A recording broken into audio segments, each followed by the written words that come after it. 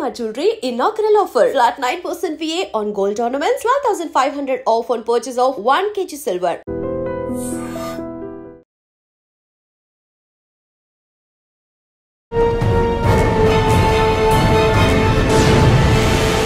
వెళ్ళేవాడు గారు పక్క వెళ్ళిపోవడం అంటే కొంచెం ఒక క్రేజీగా అంటే అనిపించింది. అంటే పోలీస్ జాబ్ అంటే ఇంత చీమకుర్తిలో ఫ్లోటింగ్ ఏరియా రకరకాల స్టేట్ల నుంచి వస్తుంటారు.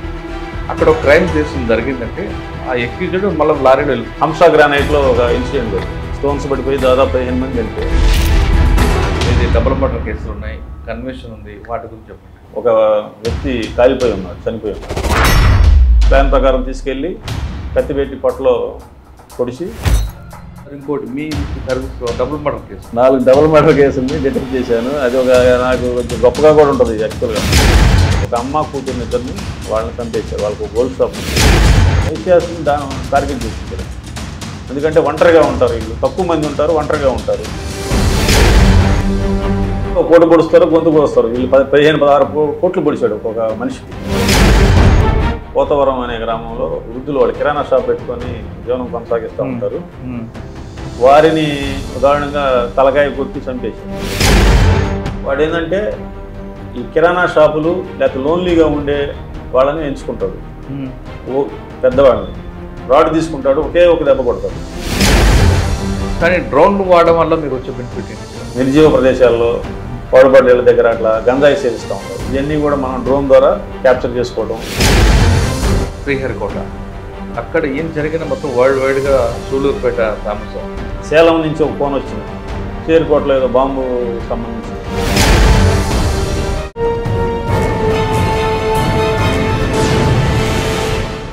Welcome to crime diaries.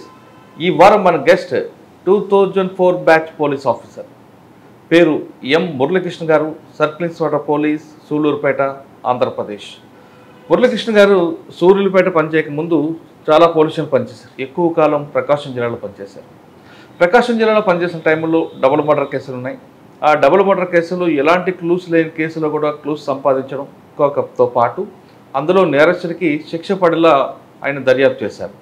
అటువంటి కేసులతో పాటు ప్రస్తుతం సూళ్ళూరుపేటలో జరుగుతున్న బార్డర్ ఇష్యూస్ ఎలా ఉంటాయి, ఇక్కడ జరుగుతున్న క్రైమ్ ఏ విధంగా ఉంది, అన్నిటికన్నా ముఖ్యంగా తిరుపతి ఎస్పీ గారు ఆదేశాలతో ఇక్కడ జరుగుతున్న డ్రోన్ టెక్నాలజీ వాడడం వల్ల లా అండ్ ఆర్డర్ ఎలా కంట్రోల్ అవుతుంది అనే విషయాల్ని సార్ అంటే తెలుసుకున్నాం. సార్ నమస్తే. నమస్తే. ఫస్ట్ మీకు మంచి మర్డర్ కేసులు అంటే మంచి కాదు, మర్డర్ కేసుల్లో శిక్ష పడేలా దర్యాప్తు చేసేందుకు, కన్విక్షన్ రేట్ వచ్చినందుకు మీకు first congratulation. Thank you sir. ప్రతి ఆఫీసర్కి కేసులు జరుగుతాయి, కానీ శిక్ష పడేలా దర్యాప్తు చేయడంలోనే ఆ ఎఫిషియెంట్ కనిపిస్తుంటుంది. ప్లస్ మీకున్న బ్యాక్గ్రౌండ్ చూస్తుంటే మర్డర్ కేసులో ఎక్కువగా ఆ క్రైమ్ స్పాట్లోనే ఉండడం, ఆ క్రైమ్ స్పాట్ నుండి నిందితుడు విడిచిపెట్టిన విజిటింగ్ కార్డు కోసం తిరగడం, ఆ విజిటింగ్ కార్డు అంటే క్లూ పట్టుకున్న తర్వాత బ్రేక్ త్రూ చేయడం అనేది మీ స్టైల్. అంటే అక్కడ వరకు కాకుండా కన్విక్షన్ వచ్చే వరకు కూడా చేయడం అనేది, ఫాలోఅప్ చేయడం అనేది ఇంపార్టెంట్.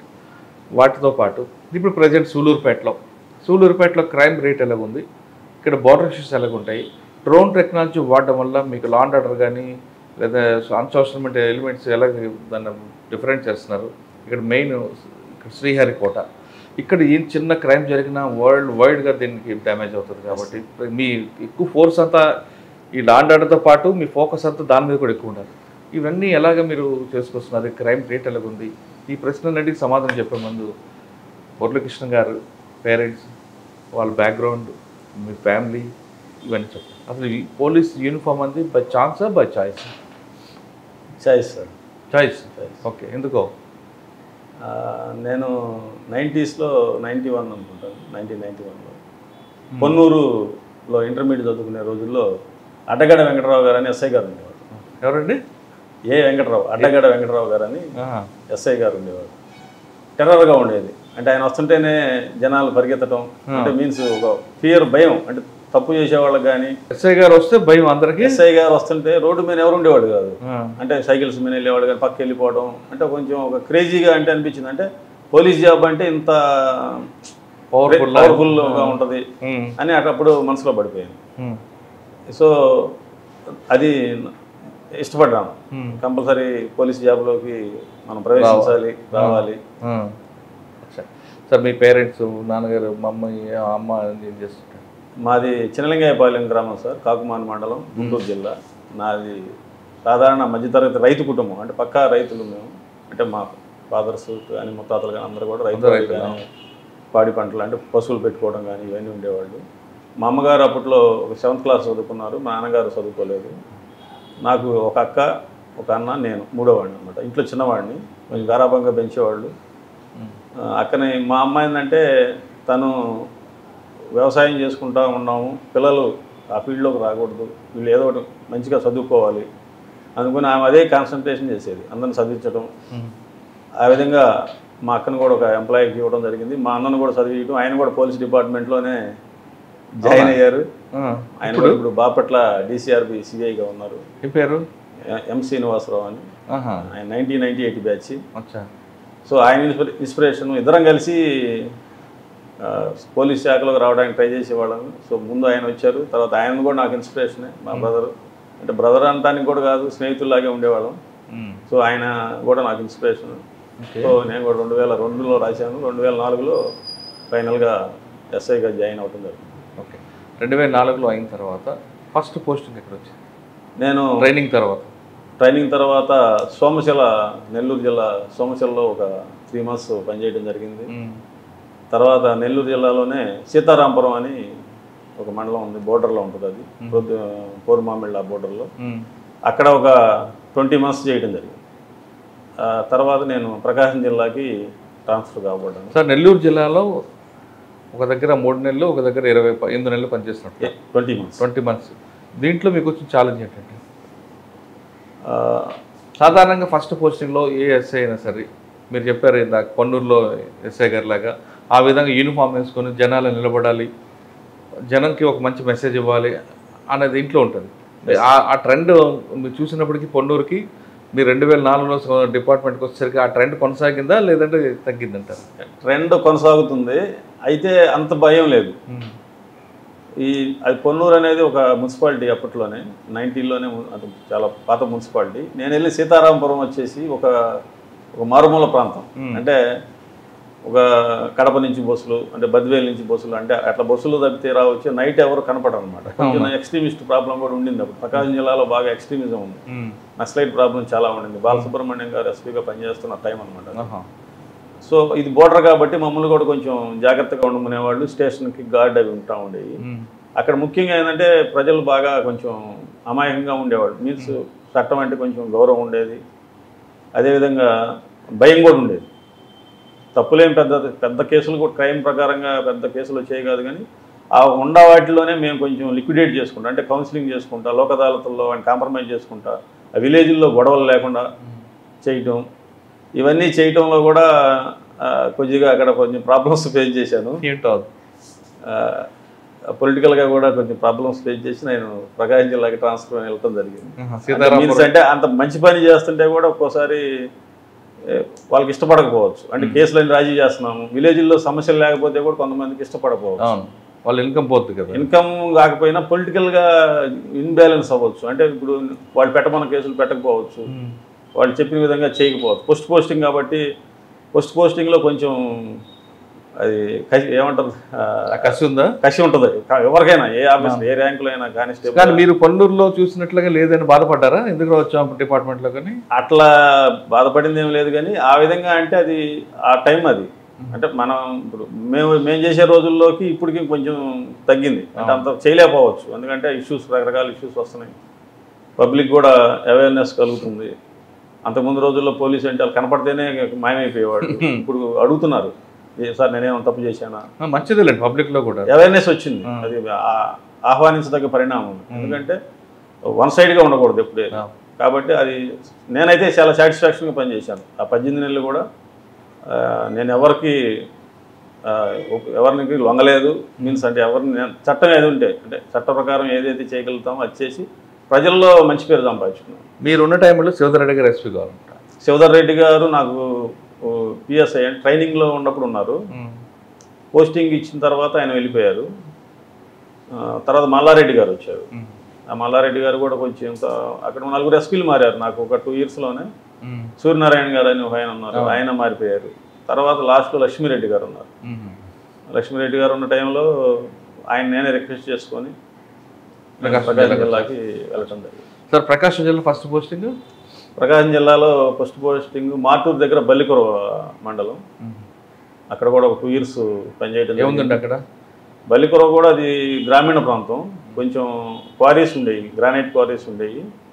అక్కడ ఇష్యూస్ అంటే క్వారీస్ సంబంధించిన ఇష్యూస్, లేబర్ ఇష్యూస్ కానీ ఏమైనా ప్రమాదాలు జరిగేదానికి అవన్నీ క్వారీస్ వాళ్ళతో రెగ్యులర్గా మీటింగ్స్ పెట్టుకోవడం. వర్షాకాలం ఏమైనా ఈ బండలు అవి జారి పడతా ఉంటాయి, అవన్నీ పడకుండా అంటే మేమున్న 2 years అయితే ఎటువంటి ఇన్సిడెంట్ జరగలేదు. రెగ్యులర్గా వాళ్ళతో టచ్లో ఉండేవి. అంటే ఏదైతే మనం పనిచేసే ఏరియాలో సమస్య ఉందనుకుంటాం దాని మీద కాన్సన్ట్రేషన్ చేయటం వల్ల అక్కడ ఇష్యూస్ లేకుండా. ఈ మధ్య కూడా మనం చూసాం, ఏదో క్వారీలో బండరాళ్ళు బట్టి ఒక 5-6 మంది చనిపోయారు రీసెంట్గా, 1 month 2 months అయింది.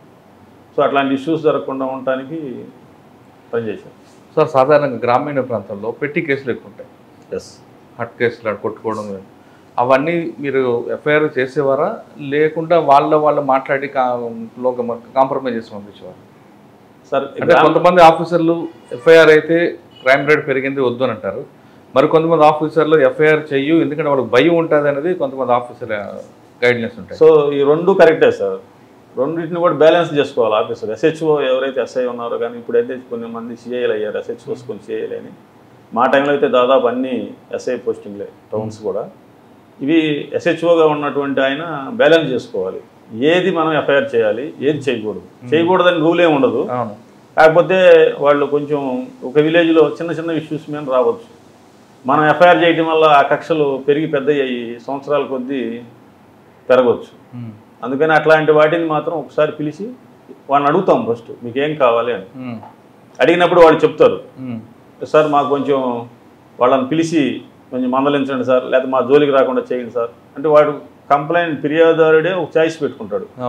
కొంతమంది కంపల్సరీ కేసే కావాలంటారు. కేసే కావాలన్నప్పుడు దానికి ఇంకా ఆల్టర్నేటివ్ ఏం లేదు, మనం వాళ్ళని కేసు కట్టాలి.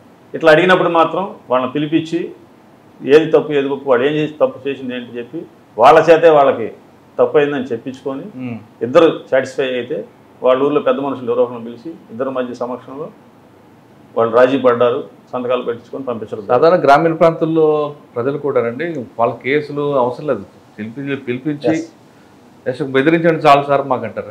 అంటే వాళ్ళు ఇంకొకసారి మా జోలికి రాకుండా చేయండి, వాడు కేసు పెట్టి మళ్ళీ నేను ఎందుకు కోర్టు చుట్టూ తిరగాలి, మళ్ళీ పర్మనెంట్గా శత్రువు చేసుకోవాల్సి వస్తుంది.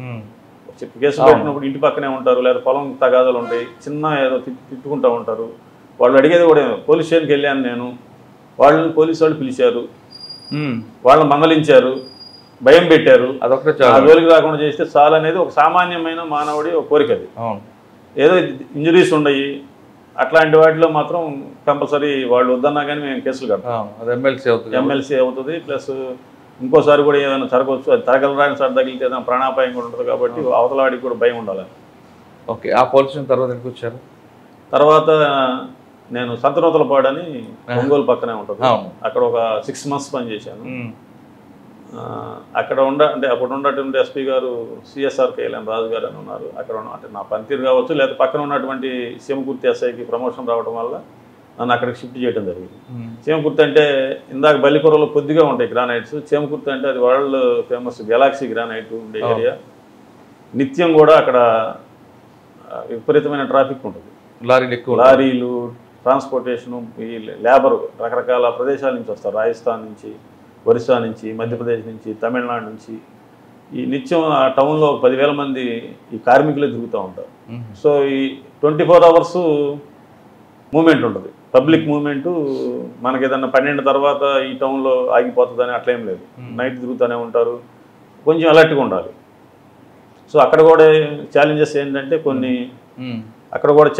ఏంటంటే కొన్ని గ్రానైట్ క్వారీలకి మ్యాగజైన్లు ఉంటాయి, ఎక్స్ప్లోజివ్ లైసెన్స్లు ఉంటాయి, వాటన్నిటి తనిఖీ చేసుకోవటం, అక్కడ ఎటువంటి ప్రమాదాలు జరగకుండా క్వారీ మేనేజర్స్తో వాళ్ళతో మీటింగ్లు పెట్టుకోవటం, ఈ సిఐటియు లేకపోతే ఇట్లాంటి కార్మిక సంఘాలతో కూడా మీటింగ్ పెట్టి వాళ్ళ సేఫ్టీ మెజర్స్ ఏమైతే తీసుకోవచ్చో అవన్నీ కూడా తీసుకోవడం. కొంచెం ట్రాఫిక్ ఇష్యూ ఉండేది, అప్పుడు బైపాస్ లేదు చీమకుర్తిలో. అప్పుడు మేము కూడా అక్కడ లోకల్ ఎమ్మెల్యే గారికి కూడా బైపాస్ ఉంటే బాగుంటుందని సజెస్ట్ చేయడం జరిగింది. అది తర్వాత రోజుల్లో ఇప్పుడు బైపాస్ వచ్చి కొంచెం చీమకుర్తి కూడా ట్రాఫిక్ ఫ్రీ అయింది. సార్ చీమకుర్తిలో ఫ్లోటింగ్ ఏరియా రకరకాల స్టేట్ల నుంచి వస్తుంటారు, అక్కడ ఒక క్రైమ్ చేసింది జరిగిందంటే ఆ ఎక్కిజుడు మళ్ళీ లారీలో వెళ్తుంటాడు. ఎస్, ఓకే, డిసీజ్డ్ నోన్ కాదు, ఎక్యూజ్డ్ నోన్ కాదు. అటువంటి కేసులు మరి ఎలా ఐడెంటిఫై చేసేవారు? మర్డర్ అనే అవసరం లేదు, జస్ట్ కొట్టుకోవడం, లారీకి వెళ్ళిపోతాడు, ఏదో ఒకటి జరుగుతుంటుంది. ఒక మాఫియా అంటే అంత మొత్తంలో ఉండేవాళ్ళు కాదు. యాక్చువల్గా ఏంటంటే పని చేయడానికి బయట ప్రాంతాల నుంచి వచ్చిన వాళ్ళు ఎవరైనా కానీ సాధారణంగా ఏం చేస్తారంటే వాడు వెళ్ళే ఉండే రూమ్లో ఉండటం, లేకపోతే రెస్ట్ తీసుకోవడం చేస్తూ ఉంటారు. ఎప్పుడన్నా అకేషనల్గా కొట్లాటలు జరగవచ్చు. కొట్లాట జరిగినప్పుడు మేమేం చేసేవాళ్ళం అంటే ప్రతి కంపెనీకి ఒక రూల్ పెట్టాను, ఒక బుక్ మెయింటైన్ చేయాలి. మీ దగ్గర ఎవరు పని చేస్తున్నారు, వాళ్ళ ఫోన్ నెంబర్స్ కానీ, ఆధార్ నెంబర్ కానీ, అడ్రస్. అట్లానే ఈ లేబర్ని సప్లై చేసే కాంట్రాక్టర్స్ ఉంటారు, ఒక మెస్సలు మెయింటైన్ చేసి ఒక 50 మందిని, వాళ్ళ దగ్గర కూడా బుక్. అంటే వీళ్ళు ఏం చేస్తారంటే విజయవాడ నుంచి కానీ అట్లా సుదూర ప్రాంతాల నుంచి రైల్వే స్టేషన్ల దగ్గర బయట నుంచి వచ్చే వర్కర్స్ వచ్చిన వాళ్ళని తీసుకొని వస్తూ ఉంటారు. సో వాళ్ళకి ఒక రికార్డ్ మెయింటైన్ చేయడం కోసం ఈ బుక్ అనేది పెట్టడం జరిగింది. ఎందుకంటే అంతకుముందు హంసా గ్రానైట్లో ఒక ఇన్సిడెంట్ జరిగింది.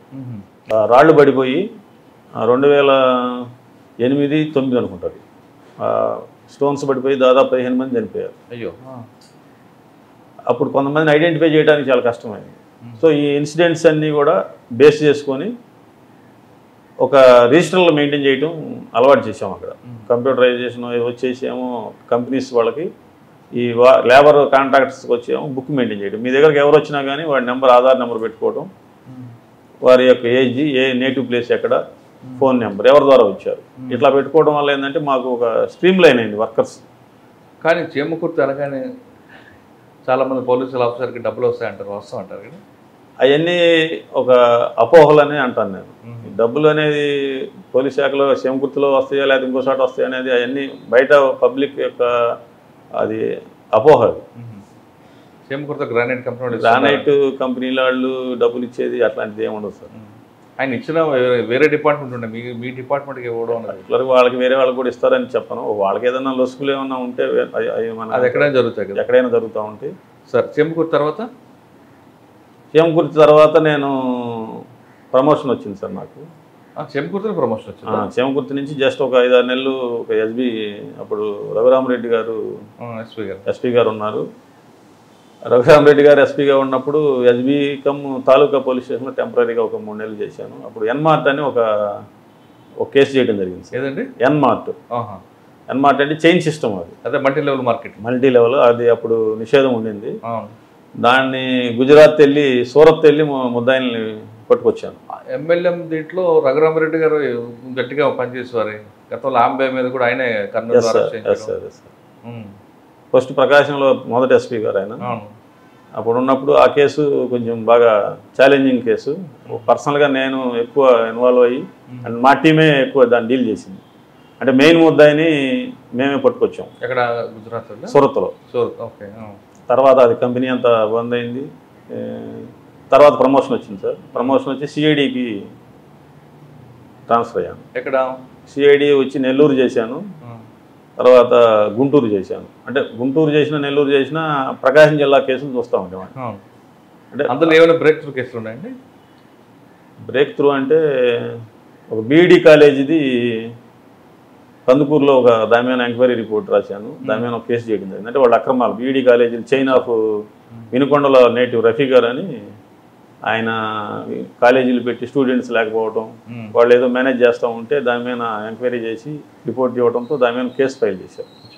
తర్వాత సిఐడి తర్వాత ఇంటెలిజెన్స్ చేసే టైంలో, సిఐడి చేసే లాస్ట్ టైంలో డీజీపీ రాముడు సార్ దగ్గర పేషీలో పనిచేశాను. 2014 జేవి రాముడు సార్ డీజీపీగా ఉన్నారు. హైదరాబాద్లో ఉండేది అప్పుడు ఆఫీసు. సార్ పేషీ ఇన్స్పెక్టర్గా వర్క్ చేయడం జరిగింది. సారు ఇక రిటైర్ అయ్యి 2016లో వెళ్ళేటప్పుడు జూలైలో, అప్పుడు మళ్ళీ ఒంగోలు రూరల్ సర్కిల్కి ఇన్స్పెక్టర్గా వచ్చాం. అంటే అక్కడ నుంచి స్టార్ట్ అయింది ఇన్వెస్టిగేషన్. 2 ఇయర్సే సార్ అక్కడ చేసింది. రూరల్ సర్కిల్ 2 ఇయర్స్ చేసిన తర్వాత మళ్ళీ ఇంటెలిజెన్స్కి తీసుకొని మళ్ళీ ఆర్పి ఠాకూర్ సార్ దగ్గర పేషీ ఇన్స్పెక్టర్ చేయడం జరిగింది. తర్వాత ఇంటెలిజెన్స్లో 21 దాకా పనిచేశాను ఒంగోలులోనే. ఇక 21 నుంచి మళ్ళీ బయటకు వచ్చి కొంచెం పోస్టింగ్లు అవి దొరకలేదు, కొంచెం ఇబ్బంది పడ్డాం. సరే, ఆ పడ్డాన్న టైంలో కూడా మాకు ఇచ్చిన నా మెంటాలిటీ ఎలా ఉంటుందంటే, మనకు అప్పచెప్పిన పని ఏదైనా కానీ జాగ్రత్తగా చేసి పెట్టడం అనేది మనకు ఏమైనా ఆఫీసర్ మనం నమ్మి ఏదైనా వర్కప్ చెప్పినప్పుడు దాన్ని క్లీన్గా అంటే శుభ్రంగా పనిచేసి సంపూర్ణంగా చేసి ఇవ్వడం అనేది నా అలవాటు. దాంట్లో భాగంగా కొన్ని కేసులు కూడా చేయడం జరిగింది. తర్వాత బాపట్ల DCRB DTRB కొత్త జిల్లాలు ఏర్పడ్డాయి. కొత్త జిల్లాలు ఏర్పడి 22లో ఏప్రిల్ 22 ఏప్రిల్ మేలో నేను బాపట్లకి వెళ్ళాను. అప్పుడు నేనే DCRB చూడాల్సి వచ్చింది, CCS చూడాల్సి వచ్చింది, ట్రాఫిక్ వింగ్ చూడాల్సి వచ్చింది. అట్లా 3-4 వింగ్స్ అన్నీ కూడా చూసి అక్కడ ఒక 1 year పనిచేసిన తర్వాత PTC ఒంగోలులో మళ్ళీ 1 year చేశాను. అక్కడి నుంచి ఇక్కడికి. ఓకే, ఇక్కడ రాకముందు మీది డబుల్ మర్డర్ కేసులు ఉన్నాయి, కన్విక్షన్ ఉంది, వాటి గురించి చెప్పండి. ఒంగోలు రూరల్ సర్కిల్ CAగా చేసేటప్పుడు సంతనూతలపాడు పోలీస్ స్టేషన్ పరిధిలో డిసెంబర్ నెల అది 2016 ఒక వ్యక్తి కాలిపోయి ఉన్నాడు, చనిపోయి ఉన్నాడు. ఒకటిని అక్కడికి వెళ్ళాము. ఆ పొలం ఆ ల్యాండ్ వాళ్ళు చెప్పడం జరిగింది. వెళ్ళాము, అక్కడ SI గారిని తీసుకొని సీన్ విజిట్ చేసి అన్నీ చూసుకున్నాము. కానీ ఐడెంటిఫై కాల. ఒంగోలు పక్కనే ఉంటుంది అది. ఒంగోలు అంతా కూడా కొంచెం రౌడీజం సంచలనంగా ఉండింది. అది అంటే తగ్గింది పోయింది. రౌడీజం ఒంగోలులో తమరు చెప్పినట్టుగా ఒకప్పుడు రూపాయికి 5 రూపాయలు 10 రూపాయలకు మర్డర్ చేసే రోజుల నుంచి Addanki circle rowdyism Kishore Kumar SP sir పనిచేసిన తర్వాత అది ఆటోమేటిక్ తగ్గిపోతూ తగ్గిపోయింది సార్. మేము వచ్చేసరికి ఇలా రౌడీజం దాదాపుగా లేదు అప్పుడు. లేదా ఇది శివారు ప్రాంతం ఒంగోలుకి, కానీ లిమిట్స్ వచ్చేసి ఒంగోలు రూరల్ సర్కిల్ కింద వస్తుంది. ఐడెంటిఫై కాలేదు.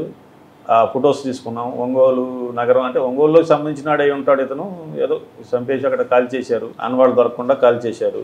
సో ఈ పార్కులు ఎక్కడ పడితే అక్కడ మొత్తం పాంప్లెట్స్ అంటించడం అవన్నీ చేయడం జరిగింది. ఒక 4వ తారీఖు అది బాడీ ఐడెంటిఫై అయితే 8వ తారీఖు ట్రేస్ అయింది.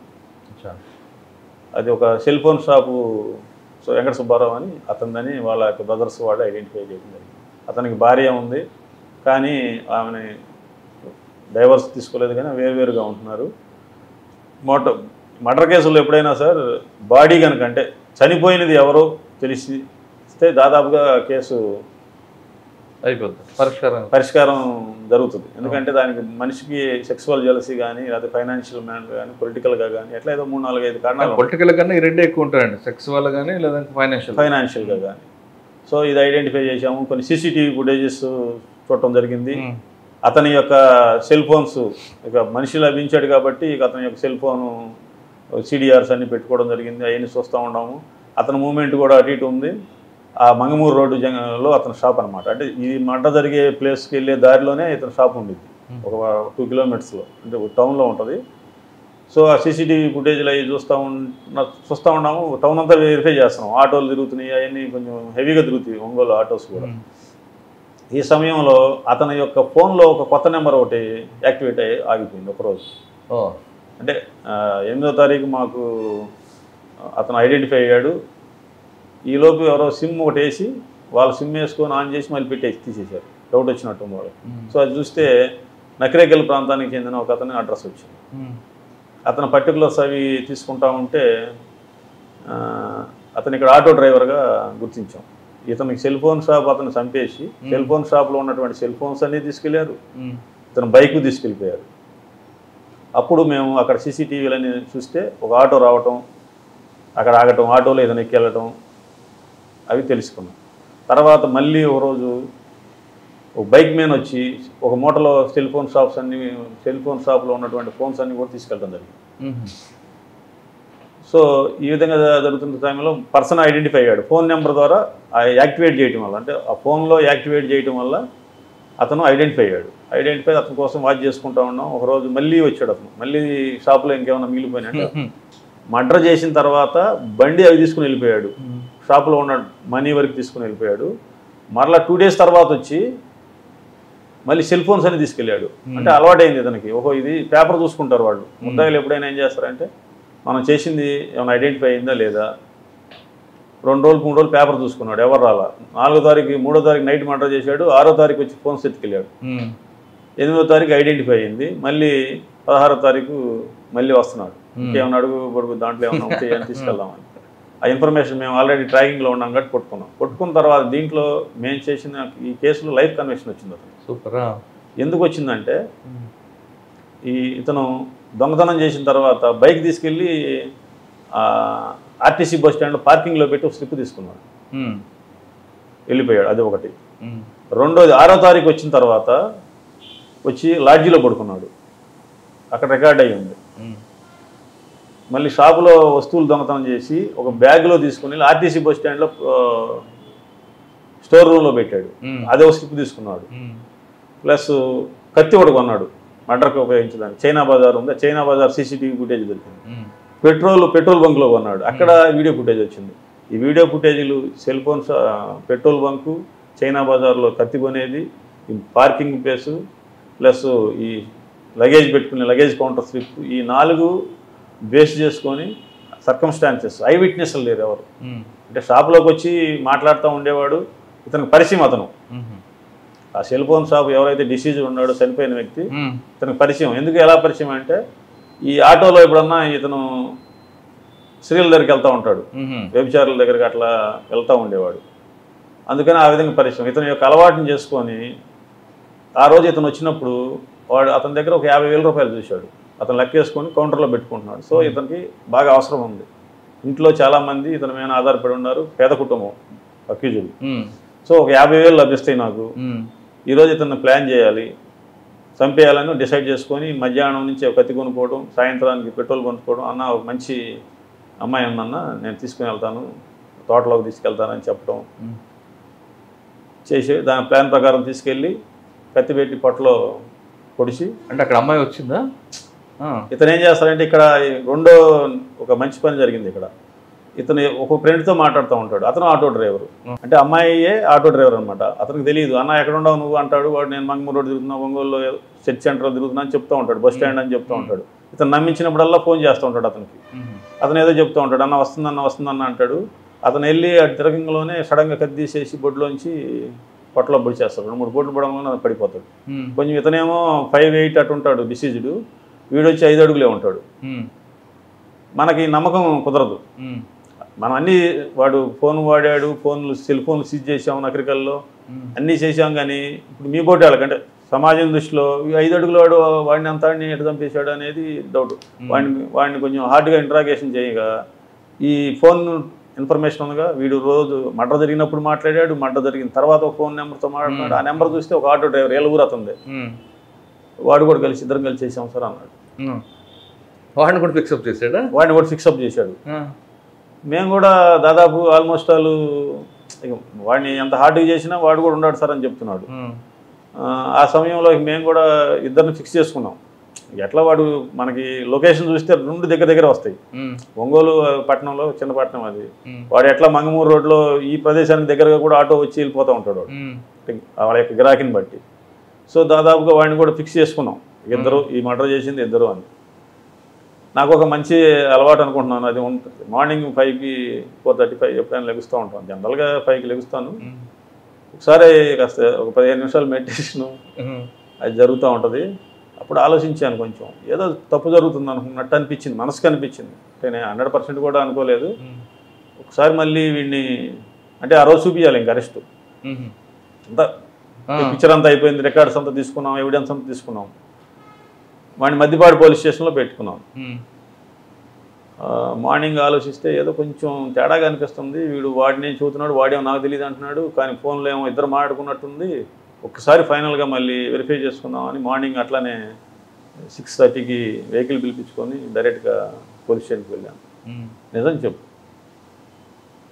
ఏం జరిగింది, నువ్వు చెప్తే నీకు కూడా ఏదైనా సాయం చేయడానికి ఉంటుందని. మా జనరల్ కొంచెం మోసం చేస్తాం వాళ్ళని, నిజం చెప్తే మీకు సాయం చేస్తామని. దాంట్లో చెప్తే, సార్ మీరు ఎంతసేపటికి నువ్వుగా ఇంకెవరు ఉండవు, నువ్వు ఒకటే చేసావా ఇంకెవరిని ఉండారా, నువ్వు ఒకటే చేసావా అంటే మా స్టాఫ్లో కూడా మేము కూడా అడుగుతూ ఉంటాం, అంటే వాడి పర్సన్ చూసి.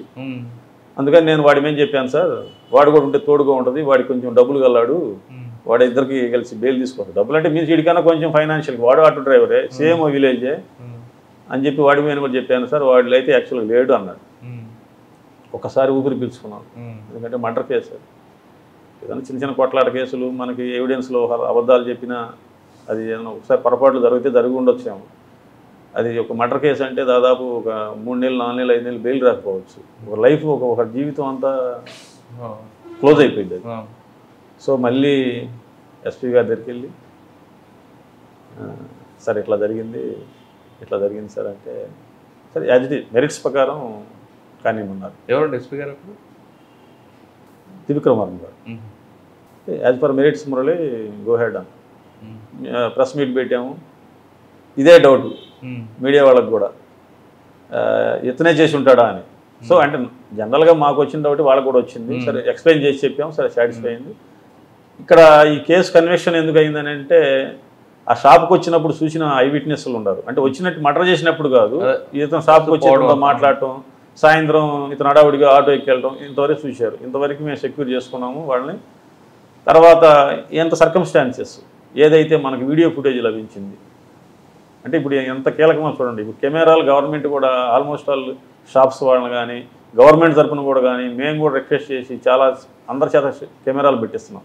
అప్పుడు ఉన్నాయి కెమెరాలు, ఉండటి లభ్యమైనట్టు పెట్రోల్ బంకులో ఉన్న కెమెరా, చైనా బజార్లో ఉన్న కెమెరా, ఈ స్లిప్స్ అంటే ఎవిడెన్స్ అనేది ఎంత ప్రాముఖ్యత సంతరించుకుంటుంది అన్నీ పెట్టుకొని మేము చెప్పటం, సాక్షుల చేత చెప్పించడం.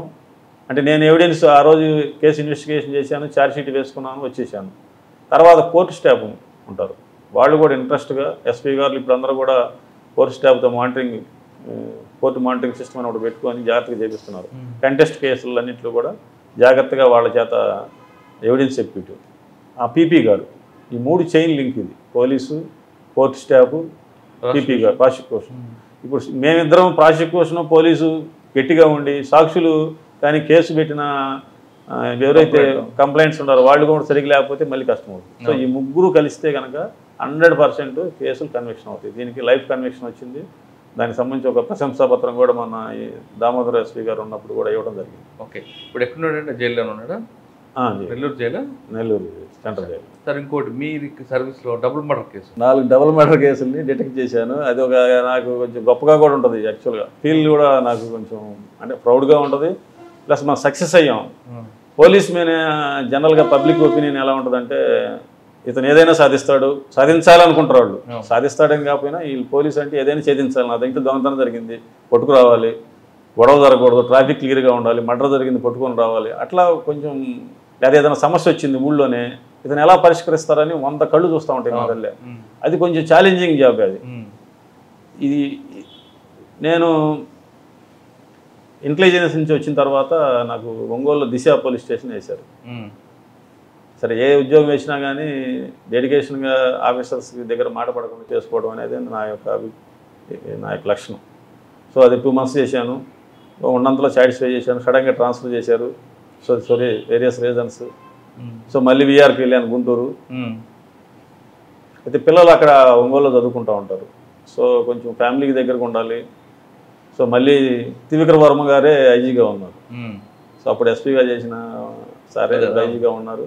కొద్దిగా పరిచయంతో సార్ మళ్ళీ రిక్వెస్ట్ చేసుకొని ఒంగోలుకి అటాచ్మెంట్ ఇవ్వండి, సిసిఎస్ ఏదో ఒకటి ఇవ్వండి, కొన్ని ప్రాబ్లమ్స్ ఉంటాయి అన్నమాట. డిసెంబర్ నెల 3-4 తారీఖుల్లో టంగుటూరులో ఒక డబుల్ మర్డర్ కేసు అయింది. ఒక అమ్మ కూతుర్ని ఇద్దరిని, అది మెయిన్ సెంటర్ అనమాట. అంటే ఆ పంచాయతీ సెంటర్ బాగా బిజీలో ఒకటి వైశ్యాస్ కమ్యూనిటీ, వాళ్ళని చంపేశారు. వాళ్ళకు ఒక గోల్డ్ షాప్ ఉంది, వాళ్ళు చనిపోయారు. కొంచెం సెన్సేషనల్గానే ఉంది. దానికి ముందు నవంబర్ నెలలో పూసపాడు అని ఇంకోళ్ళు మండలంలో అక్కడ ఒక డబుల్ మర్డర్ అయింది. అప్పుడు మల్లికా గారు ఎస్పీ గారు మేడం గారు, ఆమె మేడం గారు కూడా పోస్టింగ్. అది కొంచెం ఎస్పీసీ కూడా ఒక గదిలో ఉంటుంది మేడం ఎవరికైనా కానీ. ఒక డబుల్ మర్డర్స్ ఒకే జిల్లాలో 2 అయినాయి. అవి మర్డర్ ఫర్ గెయిన్స్ అంటే ప్రాపర్టీ కూడా పోయింది అక్కడ. వాళ్ళకి ప్రెజర్స్ ఉంటాయి. 1 by 1 జరిగింది. ఈ కేసు చూస్తూ ఉన్నారు. అప్పుడు నేను సిసిఎస్లో ఉన్నాను.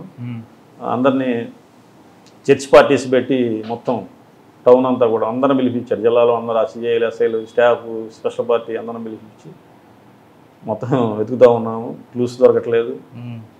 అంటే నేను కొంచెం లేట్గా దాంట్లో జాయిన్ అయ్యాను. ఆ ఇన్వెస్టిగేషన్లో నేనేం పెద్దగా అంటే మనకేం చెప్పలేదు. మామూలుగా సిసిఎస్లో ఉన్నాం కాబట్టి నాకు కొంచెం ఇంట్రెస్ట్, ఈ మర్డర్ కేసుల్లో కొంచెం ఇంట్రెస్ట్గా ఉంటుంది. అంటే చౌడేశ్వర్ గారు అని ఓఎస్డీ ఉన్నారు. అప్పుడు మార్కాపూర్ ఓఎస్డీ గారికి సీట్ ఒకటి పెట్టి ఇన్ఛార్జ్ పెట్టారు. ఇప్పుడు ఐపీఎస్ వచ్చి విజిలెన్స్ కర్నూలులో ఉన్నారు. ఆ మేడం గారిని ఇన్ఛార్జిగా పెట్టి టౌన్ డిఎస్పీ నాగరాజుని కొంతమంది పెట్టి ఒక సిట్ ఏర్పాటు చేశారు. ఒక 20 రోజులు అయింది, వాళ్ళకేమీ క్లూస్ లభించట్లేదు. నేను ఈ మధ్యలో వెళ్ళి ఒకసారి ఆ మేడం గారితో మాట్లాడేటప్పుడు, చౌడేశ్వర్ గారితో, మేడం నేను కూడా కొంచెం సిట్లోకి వస్తాను, మురళి ఈ కేసు బాగా క్రిటికల్గా ఉంది, క్లూస్ ఏం లభించట్లేదు, నువ్వు వచ్చి ఇరుక్కుంటావు అంటే మీన్స్ అంటే అది ఆల్రెడీ ఒక టీం ఉంది, మళ్ళీ నువ్వు కూడా వస్తానంటున్నావు, మేడం గారు సంగతి తెలుసు కదా, కొంచెం బాగా పర్టికులర్గా అడుగుతూ ఉంటారు. మేడం ఓకే మేడం నేనైతే రెడీ, పర్వాలేదంటే కొంత డిస్కషన్ జరిగిన తర్వాత మళ్ళీ నా పేరు కూడా యాడ్ చేసి ఇంకొంచెం మార్చి నేను అడిగిన కొంతమంది ఎస్ఐస్ని వాళ్ళని ఇచ్చి మళ్ళీ ఒక సిట్ ఫామ్ చేశారు. అది జనవరి 2-3 తారీఖుల్లో 22లో అంటే డిసెంబర్ 3వ తారీఖు జరిగింది. మళ్ళీ ఒక నెల రోజులకి ఇంకో సిట్ ఏర్పాటు చేసి నేను టంగుటూరు పోలీస్ స్టేషన్కి వెళ్ళాను. వెళ్ళేటప్పుడు ఒక చిన్న కండిషన్ ఒకటి పెట్టాను, ఈ 1 మంత్లో ఈ కేసు సాల్వ్ చేస్తాం మేడం, అయితే దయచేసి నైట్ డ్యూటీస్ అదర్ డ్యూటీస్ మాకు వేయకండి, ఎందుకంటే మళ్ళీ కాన్సన్ట్రేషను కొంచెం దెబ్బతింటుంది అని అడిగితే మేడం గారు చాలా సానుకూలంగా స్పందించారు. పోలీసులు ఏంటంటే అన్ని డ్యూటీలు చేయాలి, ఇది చేయాలి అంటూ ఉంటారు. అక్కడ నాకు లభించింది ఏంటంటే ఓకే క్యారీ ఆన్, నీకు నైట్ డ్యూటీస్ ఇట్లాంటి ఏదైనా స్పెషల్ డ్యూటీస్ ఉంటే ఆపేస్తాం, మీరు క్యారీ ఆన్ అన్నారు. టంగుటూరు పోలీస్ స్టేషన్కి వెళ్ళాను. అక్కడ ఒక రూమ్, పోలీస్ స్టేషన్లోనే ఒక రూమ్ తీసుకున్నాను, శుభ్రం చేసుకున్నాను, టేబుల్స్ వేసుకొని ఒక సిట్ లాగా అంటే చిన్న అదే పెట్టుకొని నేను 9కి వెళ్ళటం అలవాటు నాకు. నా స్టాఫ్ 10:30కి వచ్చేవాళ్ళు. 2 డేస్ చూశాను. మూడో రోజు వచ్చేసరికి వాళ్ళు కూడా 9కి, నేనేం మాట్లాడలేదు, నేను 9కి వెళ్ళి కూర్చుంటున్నాను, వాళ్ళు కూడా మీ డ్యూటీలోకి వచ్చేసారు, వాళ్ళు కూడా నా రొటీన్కి వచ్చేసారు. వచ్చేసిన తర్వాత ఆ కేసులో చాలా స్పెషల్స్ ఉన్నాయి. ఎట్లా అంటే నేను ఆ కేసు టేకప్ చేశాను అనగానే ఎవరో ఫ్రెండ్స్ ఉంటారు కదా, ఏం చేస్తున్నావు మురళి అంటే ఇట్లా టంగుటూరు డబుల్ మర్డర్ కేసు, ఏది ఆ భర్త చంపాడు అదేనా, భర్త చంపేది వాళ్ళు పబ్లిక్లో ఎలా వచ్చిందంటే హస్బెండే చంపేశాడు అని ఒక పుకారులు గాసిప్స్ నడుస్తూ ఉన్నాయి. పోలీస్ ఆఫీసర్కి ముఖ్యమైనది ఏంటంటే ఏదైతే బయట పబ్లిక్ అనుకుంటున్నారో వాటిని కూడా క్లియర్ చేసుకోవాలి. అవి కూడా నిజమై ఉండొచ్చు, నీ ఇన్వెస్టిగేషన్ చేసుకుంటానే ప్రజలు అనుకునేవి కూడా మనం రూల్ అవుట్ చేసుకోవాలి. లేకపోతే ఫెయిల్ అయినప్పుడు ఆ ఎస్ఐఓ సిఐ అట్లా చేస్తే బాగుండేది, వాళ్ళు మేము చెప్పిన వాళ్ళని చేయలేదు అంటారు. సో మొట్టమొదటి నా టార్గెట్ ఏంది, హస్బెండ్. మొట్టమొదటి వారం అంతా కూడా హస్బెండ్, అతని యొక్క భర్త యొక్క వ్యవహారాలు, ఫోన్స్ అవన్నీ అతను చేసుకొని 1 వీక్ తర్వాత ఎస్పీ మేడం గారికి వెళ్ళి కనపడి, మేడం భర్త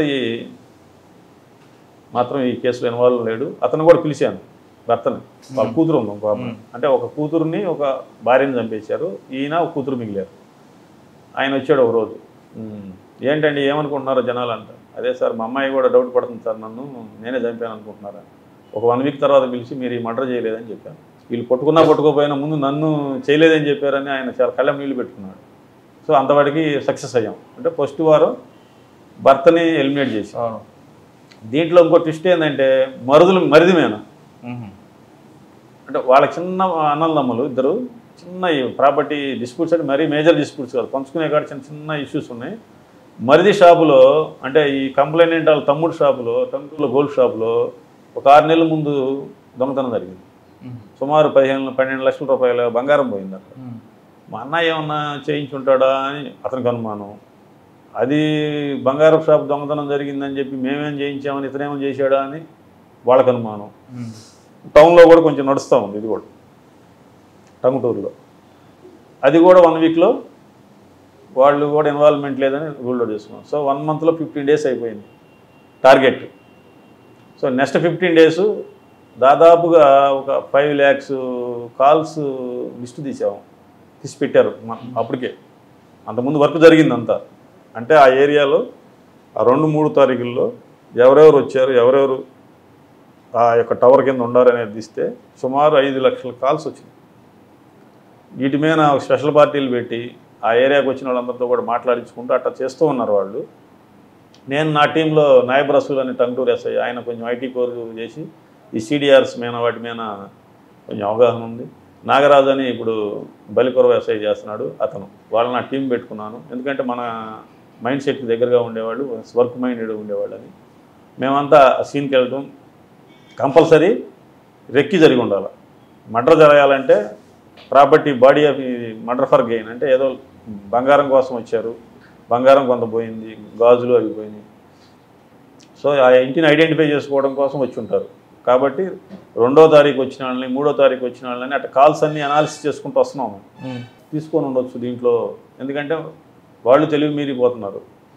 సో అట్లా కొత్తగా సిమ్ యాక్టివేట్ అయినవి ఇట్లాంటి క్వశ్చన్స్ వేసుకుంటాం మేము. అంటే సీన్ ఆఫ్ అఫెన్స్లో ఉదయం సాయంత్రం 8ంటికి మర్డర్ జరిగింది, సో సాయంత్రం 5ంటికి వచ్చి ఉంటారా, ఉదయం వచ్చి రెక్కీ చేశారా, ఇట్లా అప్పుడు వచ్చి ఇప్పుడు లేని వాళ్ళు అంటే నేరం జరిగిన తర్వాత మళ్ళీ వాడు సీన్ ఆఫ్ అఫెన్స్కి రాడు. సో 2వ తారీఖు 3వ తారీఖు వచ్చి ఆ తర్వాత లేని వాళ్ళ నెంబర్లు అని ఇట్లా వేరియస్ యాంగిల్స్లో అన్నీ చేసుకుంటా వచ్చి ఈ కొత్త సిమ్ది కూడా వచ్చింది. కొత్త సిమ్ది వచ్చినప్పుడు ఒక సిమ్ము 2వ తారీఖు యాక్టివేట్ అయింది. 2, 3 పనిచేసిద్ది, తర్వాత ఉండదు అది. ఆ 2వ తారీఖు యాక్టివ్ అయిన సిమ్కి కాల్ డీటెయిల్స్ అవి పెట్టి సిడిఆర్స్ పెడితే ఒక ఐఎంఈ నెంబర్ వచ్చింది. ఆ ఐఎంఈ నెంబర్ ప్రకారం నెంబర్ తీస్తే ఒక అడ్రస్ వచ్చింది, అది కందుకూరు అడ్రస్. ఒక అబ్బాయిది వచ్చింది. సో మాకు అర్థమైంది ఏంది, ఒక పాత నెంబర్ ఫోన్, ఒక పాత నెంబర్ వాడే ఫోన్లో ఆ నెంబర్ తీసేసి కొత్త సిమ్ము ఒకటి వాడటం జరిగింది. ఆ సిమ్ వాడి మర్డర్కి ఉపయోగించుకొని తీసేసి మళ్ళీ యథావిధిగా మళ్ళీ మామూలు నెంబర్ వాడుకుంటున్నారు. అతను విచారించడం అంటే అతను ఎంక్వైరీ చేసుకున్నాం, డైరెక్ట్గా అప్రోచ్ కాలేదు. వాళ్ళ ఫాదర్ మీద 7-8 కేసులు ఉన్నాయి. అయితే మర్డర్ కేసులు లేవు, బాడీ అఫెన్స్లు కాకుండా ఓన్లీ ప్రాపర్టీ అఫెన్స్లు, అంటే ఇల్లు బ్రేక్ చేయటం, కిటికీ పగలగొట్టి దొంగతనాలు చేయటం, అట్లాంటివి 7-8 కేసులు ఉన్నాయి. అతను రెగ్యులర్గా మాట్లాడే నెంబర్ని 2 నెంబర్లను ఐడెంటిఫై చేసుకొని వాళ్ళని పట్టుకోవడం జరిగింది. పట్టుకున్న తర్వాత వాళ్ళు చెప్పిన ఇంటి ఇస్తుపోయాము మేము. శివకుర్తిలో ఒక డబుల్ మర్డర్ కేసు జరిగింది. అది ఇప్పుడు 2018లో 2018లో జరిగిన మర్డర్ కేసులో ఇతను ఇన్వాల్వ్ అయి ఉన్నాడు. ప్లస్ శివకుర్తిలో 2 రాబరీస్ జరిగింది, తలకాయ పగలగొట్టి లాక్కి వెళ్ళిన కేసులు. తర్వాత ఈ గోల్డ్ షాప్ ఏదైతే బ్రదర్స్ది గోల్డ్ షాప్ అయిందో ఆ గోల్డ్ షాప్ కూడా వీళ్ళే దొంగతనం చేశారు. ప్లస్ ఒంగోలు టౌన్లో ఒక ఇంట్లో దాదాపు 5-6 కేజీలు వెండి కొట్టేశారు. అంటే ఈ ఒక కేసులో మేము 6 కేసుల్ని బ్రేక్ చేసాం. ఎస్పీ గారు కూడా పాపం చాలా ఆనందపడ్డారు, మేడం గారు చాలా ఎందుకంటే అసలు వీళ్ళిద్దరు చెప్పాడు. ఇతనికి అక్కల శివకోటయ్య సార్ అతని పేరు, అక్కల శివకోటయ్య అని కందుకూరు నేటివ్. ఇతను బేసికల్గా వడ్రంగి పని చేసుకుంటూ ఉండేవాడు. ఇతను చెడు సవాసాలు ఇవన్నీ కూడా అలవాటు పడి దొంగతనాలు అలవాటు పడ్డాడు. 2017లో ఇతను అత్తగారి ఊరు చేమకుర్తి వచ్చి వైశ్యాస్ని టార్గెట్ చేసుకుంటాడు ఇతను. ఎందుకంటే ఒంటరిగా ఉంటారు, వీళ్ళు తక్కువ మంది ఉంటారు, ఒంటరిగా ఉంటారు. ఒక పగలు 11 గంటలకి వాళ్ళ ఇంట్లో ఎవరు లేని సమయంలో వెళ్ళి ఒక లేడీ అప్పుడే స్నానం చేసి వచ్చి కొంచెం అంతా రెడీ అవుతూ ఉంటే ఆమెని ముసలామని తలకాయ మీద రాడ్డు పెట్టి కొడతాడు. తలకాయ మీద రాడ్డు పెట్టి కొట్టి చైన్ లాక్కుని వెళ్తాడు. తర్వాత వైశ్యాస్ కమ్యూనిటీ టార్గెట్ చేసి శివకుర్తిలో 2 టార్గెట్ చేశాడు. టార్గెట్ చేసి 2 చైన్లు తీసుకొని వెళ్ళిపోయాడు. వాళ్ళు కూడా ప్రాణాపాయ స్థితికి వెళ్ళిపోయారు. అంటే దాదాపు చనిపోయేదాకా వెళ్ళి బతికొచ్చారు వాళ్ళు. అంటే అంత బలంగా కొడతాడు అతను. తర్వాత ఇంట్లో ఎందుకు జరిగిందండి, ఇది గోల్డ్ షాప్ ఉంది వీళ్ళకి. టార్గెట్ ఏంటంటే తక్కువ సమయంలో ఎక్కువ సంపాదించుకోవాలా, బంగారం ఉంటుంది గోల్డ్ షాప్ కాబట్టి వీళ్ళకి ఇంట్లో కంపల్సరీ బంగారం ఉంటుందని టార్గెట్ చేసుకొని అతను వాళ్ళ హస్బెండ్ గోల్డ్ షాప్కి వెళ్ళటం అంతా రెక్కీ చేసుకొని గోల్డ్ షాప్లో ఉన్నాడో చూసుకొని ఆ ఇంటికి వెళ్ళి వాళ్ళ మీద అటాక్ చేస్తాడు. పెప్పర్ స్ప్రే కొడతారు. పెప్పర్ స్ప్రే కొట్టి వాళ్ళు కళ్ళు ఎడబెట్టడంలోనే ముందు అమ్మాయిని పొడి చేస్తారు, విచక్షణ రహితంగా కొడుతారు. అమ్మాయి ఏం చేసింది చూసింది అందుక ఇంట్లో ఉంది కాబట్టి. తర్వాత అమ్మ వస్తుంది, అమ్మని పొడి చేస్తారు. వాళ్ళ దగ్గర పెద్ద ఎక్కువ కూడా ఏం దొరకవు. ఆ రోజు 4 గాజులు చైన్ ఒకటి దొరుకుతుంది.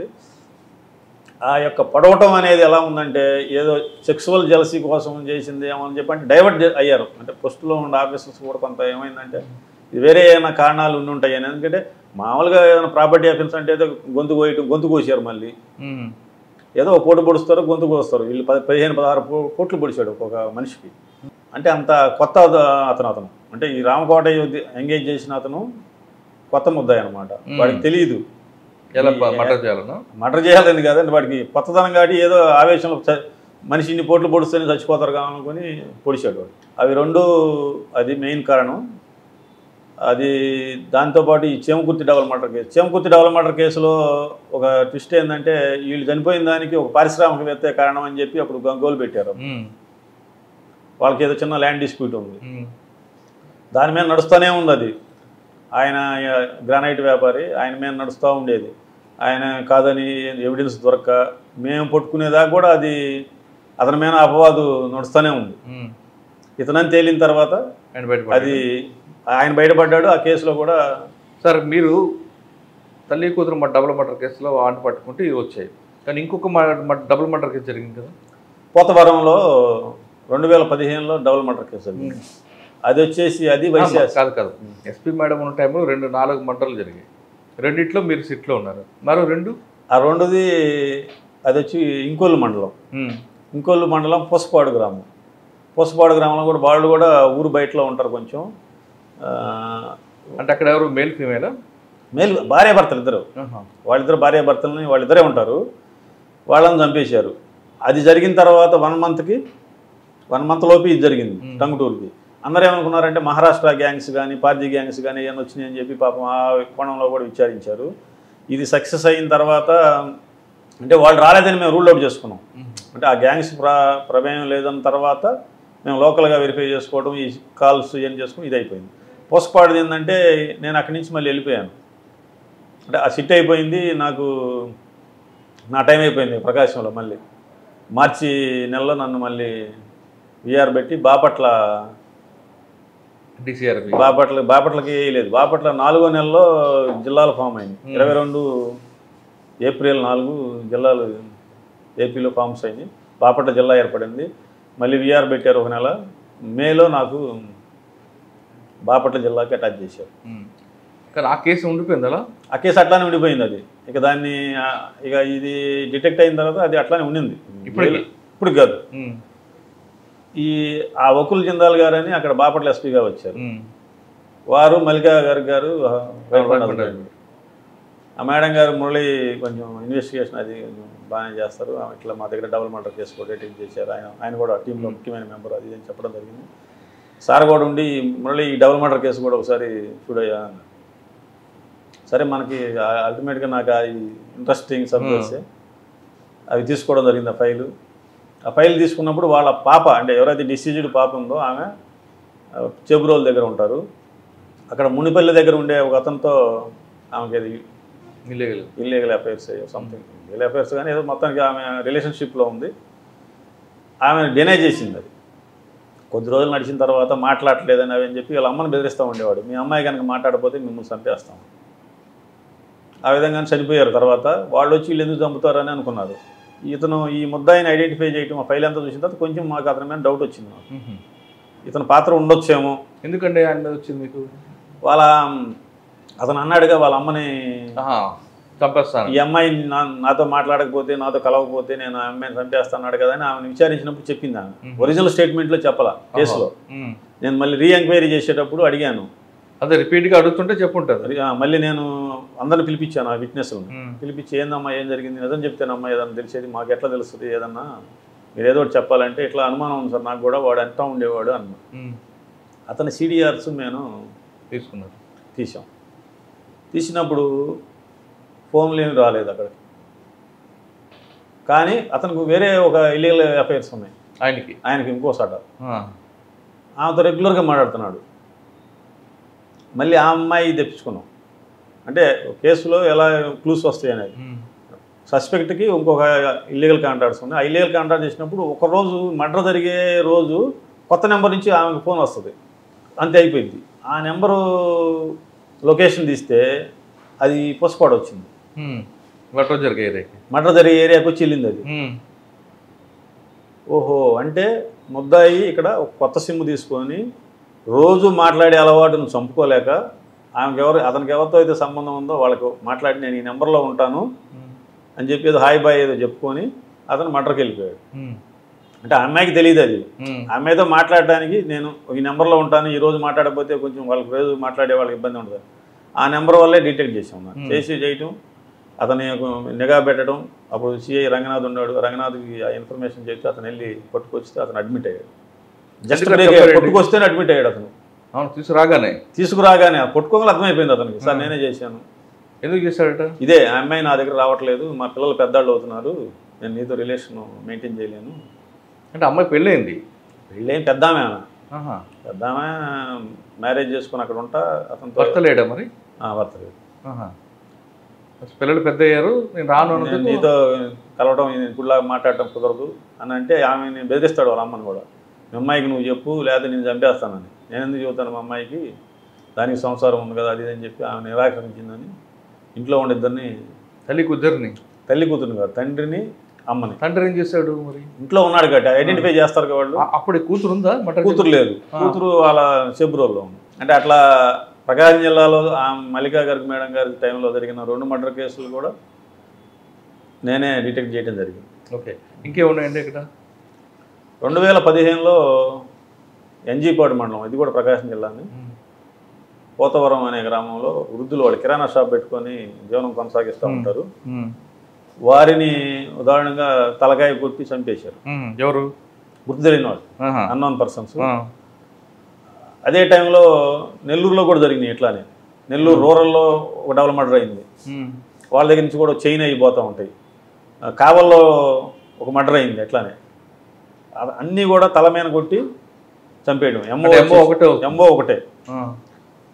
నెల్లూరు టౌన్లో మర్డర్ చేసి వెళ్ళే టైంలో పబ్లిక్ పట్టుకున్నారు వాడిని. కుక్కపల్లి వెంకటేష్ అని, కలిగిరి మండలం, కావల దగ్గర పబ్లిక్ పట్టుకొని అప్పచెప్పారు. వాళ్ళు పట్టుకొని పోలీసు వాళ్ళు కూడా ఇమీడియట్గా వెళ్ళి పట్టుకుంటే సంచిలో సుత్తి అది ఉంది. రెడ్ హ్యాండ్గా దొరికాడు. రెడ్ హ్యాండ్గా దొరకడం వల్ల ఇన్వెస్టిగేషన్ కొంచెం స్పీడ్ చేయాల్సి వచ్చింది. ఎక్కువ విచారించడానికి లేకుండా పోయింది. ఒంగోలులోంచి ఒక బైక్ తెచ్చానని మాత్రం రాశారు అక్కడ. అంటే అంత తరోగా ఇంట్రాగేషన్ జరగలేదు. అయితే హర్రీ బర్రీలో ఉండొచ్చు. ఇక్కడ నా ముందు చేసినటువంటి సిఐ గారు కూడా వెళ్ళి ఆ కేసులు విచారించుకునే టయానికి అంత ఫిక్స్ అయిపోయి రిమాండ్ కూడా పెట్టడం జరిగింది. అయితే ఒక ఒంగోలులో ఒక బైక్ దొంగతనం చేశాడు, ఆ బైక్ ఇక్కడ వేరే వాళ్ళకి ఇచ్చాడని ఒక చిన్న క్లూ ఉంది.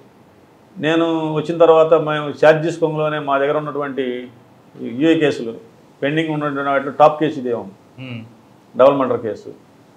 ఎట్లా చేయాలి వాడని అనుమానం అంతే. ఆల్రెడీ అతనికి హ్యాంగింగ్ పడి ఉంది, ట్రైల్ అయ్యి వేరే కేసులో, వేరే మర్డర్ కేసులో కన్విక్షన్ అయిపోయి ఉంది. కన్విక్షన్ ముద్దాయి నెల్లూరు సెంట్రల్ జైల్లో ఉన్నాడు. ముందు ఆ బైక్ పట్టుకున్నాం. బైక్ పట్టుకుంటే బైక్ అది హైదరాబాద్ రిజిస్ట్రేషన్. ఆ ఓనర్ వెళ్ళి పట్టుకుంటే ధోబీ ఘాట్ వచ్చి నాంపల్లి దగ్గర ఏదో సమ్ ఏరియాలో ఒక అడ్రస్ వచ్చింది. అతన్ని వెళ్ళి అడిగాం, ఈ బైక్ అంటే పలానా ఆయన ఎన్జీపాడు మండలంలో వాళ్ళకి అమ్మాను సార్ అని.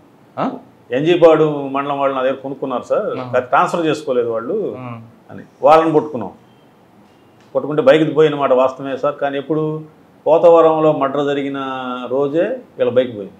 సో ఒక చైన్ లింక్ దొరికింది మాకు. వాడిని ఎట్లా బయట తీసుకురావాలి, బయట ఉంటే ఏదైనా ఇన్వెస్టిగేషన్ ఇంట్రాగేషన్ చేసుకోవడానికి పనికి వస్తుంది. జైల్లో ఉండడాన్ని వితౌట్ క్లూ మనం తేలేం. సో అది ఎఫ్ఐఆర్ చేసుకొని ఎన్జీపాడులో బైక్ది, ఆ బైక్ దాని మీద వెళ్ళి అతను తీసుకొని వచ్చి జైలు నుంచి పీటీ వారెంట్ మీద ప్రొడ్యూస్ చేసుకొని ఈ సీన్ ఆఫ్ అఫెన్స్కి తీసుకెళ్ళాను. పోతవరం డబుల్ మర్డర్ కేసు జరిగిన సీన్ ఆఫ్ అఫెన్స్కి తీసుకొని వెళ్తే అతనికి మొత్తం చెమటలకు పట్టిపోయింది. మేమంతా మామూలుగానే ఉన్నాం, వాతావరణం అంతా అందరికి పట్టాలి చెమటలు బయట. వాడు ఒక్కడికే చెమటలు బయట కారిపోతుంది. తర్వాత మళ్ళీ ఆఫీస్ తీసుకొచ్చి ఇంట్రాగేషన్ చేసి అడిగితే నేనే చేశాను. ఎందుకంట వాడు ఏంటంటే ఈ కిరాణా షాపులు లేకపోతే లోన్లీగా ఉండే వాళ్ళని ఎంచుకుంటాడు. పెద్దవాళ్ళని రాడ్ తీసుకుంటాడు, ఒకే ఒక దెబ్బ కొడతాడు, చనిపోతారు. చైన్ ఉంటుంది వాళ్ళ దగ్గర, కనీసం ఒక 4 మంగళసూత్రం టైప్ చైన్ ఉంటుంది కాబట్టి అది తీసుకొని పెట్టుకుంటే 50,000 లక్ష అవి ముత్తూట్లో ఎక్కడో పెట్టేస్తూ ఉంటాడు. అది వాడు ఎంఓ అనమాట. తలకాయ మీద కొడితే ఓకే, అసలు వాళ్ళకి సౌండ్ కూడా రాదు, అరవరు, కేకలేయరు. అంత ఓన్లీ వృద్ధుల్ని పెద్దవాళ్ళని వాడు ఎంచుకుంటాడు. ఇక్కడ డబుల్ మర్డర్ ఎందుకు చేశాడు మరి? భార్యాభర్త మంచంలో భర్త ఉన్నాడు పాపం, అతను కూడా కొట్టి మళ్ళీ. అంటే దొంగకి ముద్దాయికి ఎలా ఉంటుందంటే తాను చేసిన నేరం ఎవరైనా చూశారంటే వాళ్ళు వెళ్ళి చెప్తారు కాబట్టి వాళ్ళని కూడా ఎలిమినేట్ చేయాలనే ప్రాసెస్ ఉంటుంది. సార్ ఆల్రెడీ ఒక కేసులో వాడికి లైఫ్ వచ్చింది, హ్యాంగింగ్ వచ్చింది. మరి ఇప్పుడు ఈ డబుల్ మర్డర్ కేసు యాడ్ అయింది కదా, ఈ ఇట్లాంటివి 4 ఉన్నాయి ఇంకా. అవునా? వాడే అంటే ఇప్పుడు ట్రయల్ నడుస్తుందా లేదా? ట్రయల్ నడుస్తున్నాయి అన్ని, ఇంకా కంప్లీట్ కాలేదు కొన్ని, మిగతా కేసులు నడుస్తున్నాయి. అంటే వాడు డిసైడ్ అయిపోయాడు ఆల్రెడీ, ఒకసారి ఉరిశిక్ష చేశారు, మహా ఇది ఇంకేం చేయలేరు కదా అని. అంటే ఉరిశిక్ష చేసిన తర్వాత చేయలేదు, ఇవి బిఫోర్ చేశాడు. ముందు చేసిన కేసులో ఇన్వెస్టిగేషన్ కంప్లీట్ అయిన కేసులో వాడికి హ్యాంగింగ్ వచ్చింది. తర్వాత కేసులు నడుస్తున్నాయి, అవి కూడా ఆటోమేటిక్గా అన్ని కూడా ఇంకోటి కూడా శిక్ష పడినట్టుంది, లైఫ్ ఏదో పడినట్టుంది. మాది ఇంకా రాలేదు అది ఇంకా. సో ఆ విధంగా కూడా అది పోతవరం డబుల్ మర్డర్ కేసు కూడా ఛేదించడం జరిగింది. సార్ ఈ 4 కాకుండా ఇప్పుడు తర్వాత ఎక్కడికి వచ్చారు? ప్రకాశం జిల్లాతో మీకు బంధం తెగిపోయాక ఇక్కడికి వచ్చారా? అవును సార్, ప్రకాశం జిల్లా అయిపోయిన తర్వాత అక్కడ నుంచి మళ్ళీ ఇంటెలిజెన్స్కి వెళ్ళి సరే అంతా అయిపోయింది. సూళ్ళూరుపేటకి 1 year అయింది వచ్చి, last year August. Sir Sullurpeta రాగానే మెయిన్ ఛాలెంజ్ వచ్చింది. సూళ్ళూరుపేట నాకు కొంచెం కొత్త ప్రదేశం, కొంచెం బోర్డర్ ఇష్యూస్ ఉంటాయి. బోర్డర్ ఇష్యూస్ అంటే తమిళనాడు పిల్లలు వస్తూ ఉంటారు, కల్చర్. సూళ్ళూరుపేటలో వచ్చేది కన్నా వచ్చిన తర్వాత బార్డర్ ఇష్యూస్ కాకుండా ఇక్కడ యూఏ కేసులు ఏమైనా మీరు ఫోకస్ చేయాలి, ఎందుకంటే మీ అన్ని కూడా యూఏ కేసుల మీద ఎక్కువ ఉంది కదా. ఇక్కడ యూఏ కేసుల్లో అంత చెప్పుకోదగ్గ అంటే మీన్స్ ఫేమస్ అంటే ఇక్కడ మర్డర్స్ తక్కువ. ఇక్కడ సూళ్ళూరుపేట ఈ ప్రాంతం అంతా ఏంటంటే కొంచెం ప్రాపర్టీ అఫెన్స్లు, గాంజా ఇట్లాంటి కేసులే ఉంటాయి. మర్డర్స్ కొంచెం రేరు. సో మాకు ఫస్ట్ ఛాలెంజ్ ఏంటంటే గాంజా. ఇక్కడ గంజాయి బాగా విరివిగా దొరుకుతూ ఉండేది అప్పుడు. అంతకుముందు ఉన్నటువంటి సమయంలో బాగా విచ్చలవిడిగా ఉండేది. కొంచెం కత్తులు తీసుకొని తిరగటం అట్లా కల్చర్ ఉండేది. కుర్రాళ్ళు అటు 10 మంది ఇటు 10 మంది రావటం ఇట్లా ఉండేది. మేము వచ్చిన తర్వాత ఒక సుమారు 8 కేసులు పెట్టి ఒక 200 kgs గంజాయిని సుమారు 40 మందిని ముద్దాయిని అరెస్ట్ చేయడం జరిగింది. ఆ 40 మందిలో కూడా సుమారు 25 మంది లోకల్ వాళ్ళు. ఎక్కడి నుంచి వస్తుందండి గంజా మీకు? గాంజాయి వీళ్ళు ఒరిస్సా బోర్డర్ నుంచి తీసుకొని వస్తున్నారు. యాక్చువల్గా ఈ ప్రభుత్వం వచ్చిన తర్వాత ఏగల్ టీం పెట్టడం జరిగింది. కొద్దిగా గొప్ప ఈ మన్యంలో అక్కడక్కడ జరిగేవి కూడా అన్నీ క్లోజ్ అయ్యి ఇప్పుడు ట్రైన్స్లో వస్తాయి సార్ ఎక్కువగా. ట్రైన్ ద్వారా వాళ్ళు ప్యాకెట్స్ 2 kgs ప్యాకెట్స్ ఒక 4 ప్యాకెట్లు పెట్టుకోవడం, సంచి పెట్టుకోవడం, ట్రైన్లో పక్కన పెట్టడం, అవి తీసుకొచ్చి ఈ సూళ్ళూరుపేటకి ఎందుకు వస్తారంటే దిగుతారంటే ఇక్కడ దిగి ఇక్కడి నుంచి చెన్నై వెళ్ళటం మెమోస్లో, అట్లా పెద్ద ట్రైన్స్ గూడూరు దిగి ఇక్కడ రావడం, లేకపోతే తిరుపతి ట్రైన్స్లో నాయుడుపేట దిగడం, లేకపోతే వెంకటగిరి దిగడం ఇట్లా జరుగుతూ ఉంటుంది. సో ఇవి ఇక్కడ అమ్మేసి ఇక్కడ ఏంటంటే CCTV ఉంది, మాంబట్టు సెజ్ ఉంది పారిశ్రామిక వాడ. మాంబట్టు పారిశ్రామిక వాళ్ళు అపాచీలోనే సుమారు 9-10 వేల మంది పనిచేస్తారు. ఇంకా మిగతా అన్ని కలిపి ఒక 2-3 వేల మంది అంటే 13-14 వేల మంది మాంబట్లో. CCTVలో ఒక 20-30 వేల మంది పనిచేస్తారు. 20-30 వేల మందిలో అందరూ ఇక్కడ ఉండకపోయినా కొంతమంది సతివేడు తడాటి వైపు వెళ్ళినా సూళ్ళూరుపేటకు వచ్చేసరికి హాస్టల్స్ కానీ కొంచెం చీఫ్గా ఉండటం వల్ల మొత్తం ఇక్కడ ఉంటారు ఎంప్లాయీస్. అంటే 15,000, 20,000 లోపు శాలరీస్ బడ్జెట్లో ఉండడానికి ఇష్టపడతారు కాబట్టి ఇక్కడ ఉంటారు. పాపులేషన్ డెన్సిటీ ఎక్కువ ఇక్కడ, చిన్న పట్టణం అయినా ఎక్కువ మంది ఎంప్లాయీస్ తిరుగుతూ ఉంటారు. రోజు ఒక సుమారు 600-700 బస్సులు 3 షిఫ్ట్లు తిరుగుతాయి. అంటే 200 కాడికి ఉదయం 7, మధ్యాహ్నం 1 గంటకి, సాయంత్రం 5 గంటలకి, రాత్రి 11 గంటలకి ఇట్లా ఈ షిఫ్ట్స్లో బస్సులు రావడం వెళ్ళడం. అంటే ఇది ఒక ఇంతకుముందు నేను చెప్పినట్టు సేమకుర్తిలో లాగా ఎంప్లాయీస్ ఎక్కువ ఇక్కడ. సో ఈ గాంజాయి అమ్ముకునే వాళ్ళకి రకరకాల రాష్ట్రాలలో ఉంటారు. ఒరిస్సా వాళ్ళు ఉంటారు, మధ్యప్రదేశ్, రాజస్థాను, బీహార్, ఇక అసలు ప్రపంచం అన్నట్టు భారతదేశంలో ఉన్నటువంటి ప్రతి ప్రాంతం నుంచి ఇక్కడ ఎంప్లాయ్మెంట్ ఉంది. మినీ భారతదేశం లాగా. తడ కానీ ఇది కానీ.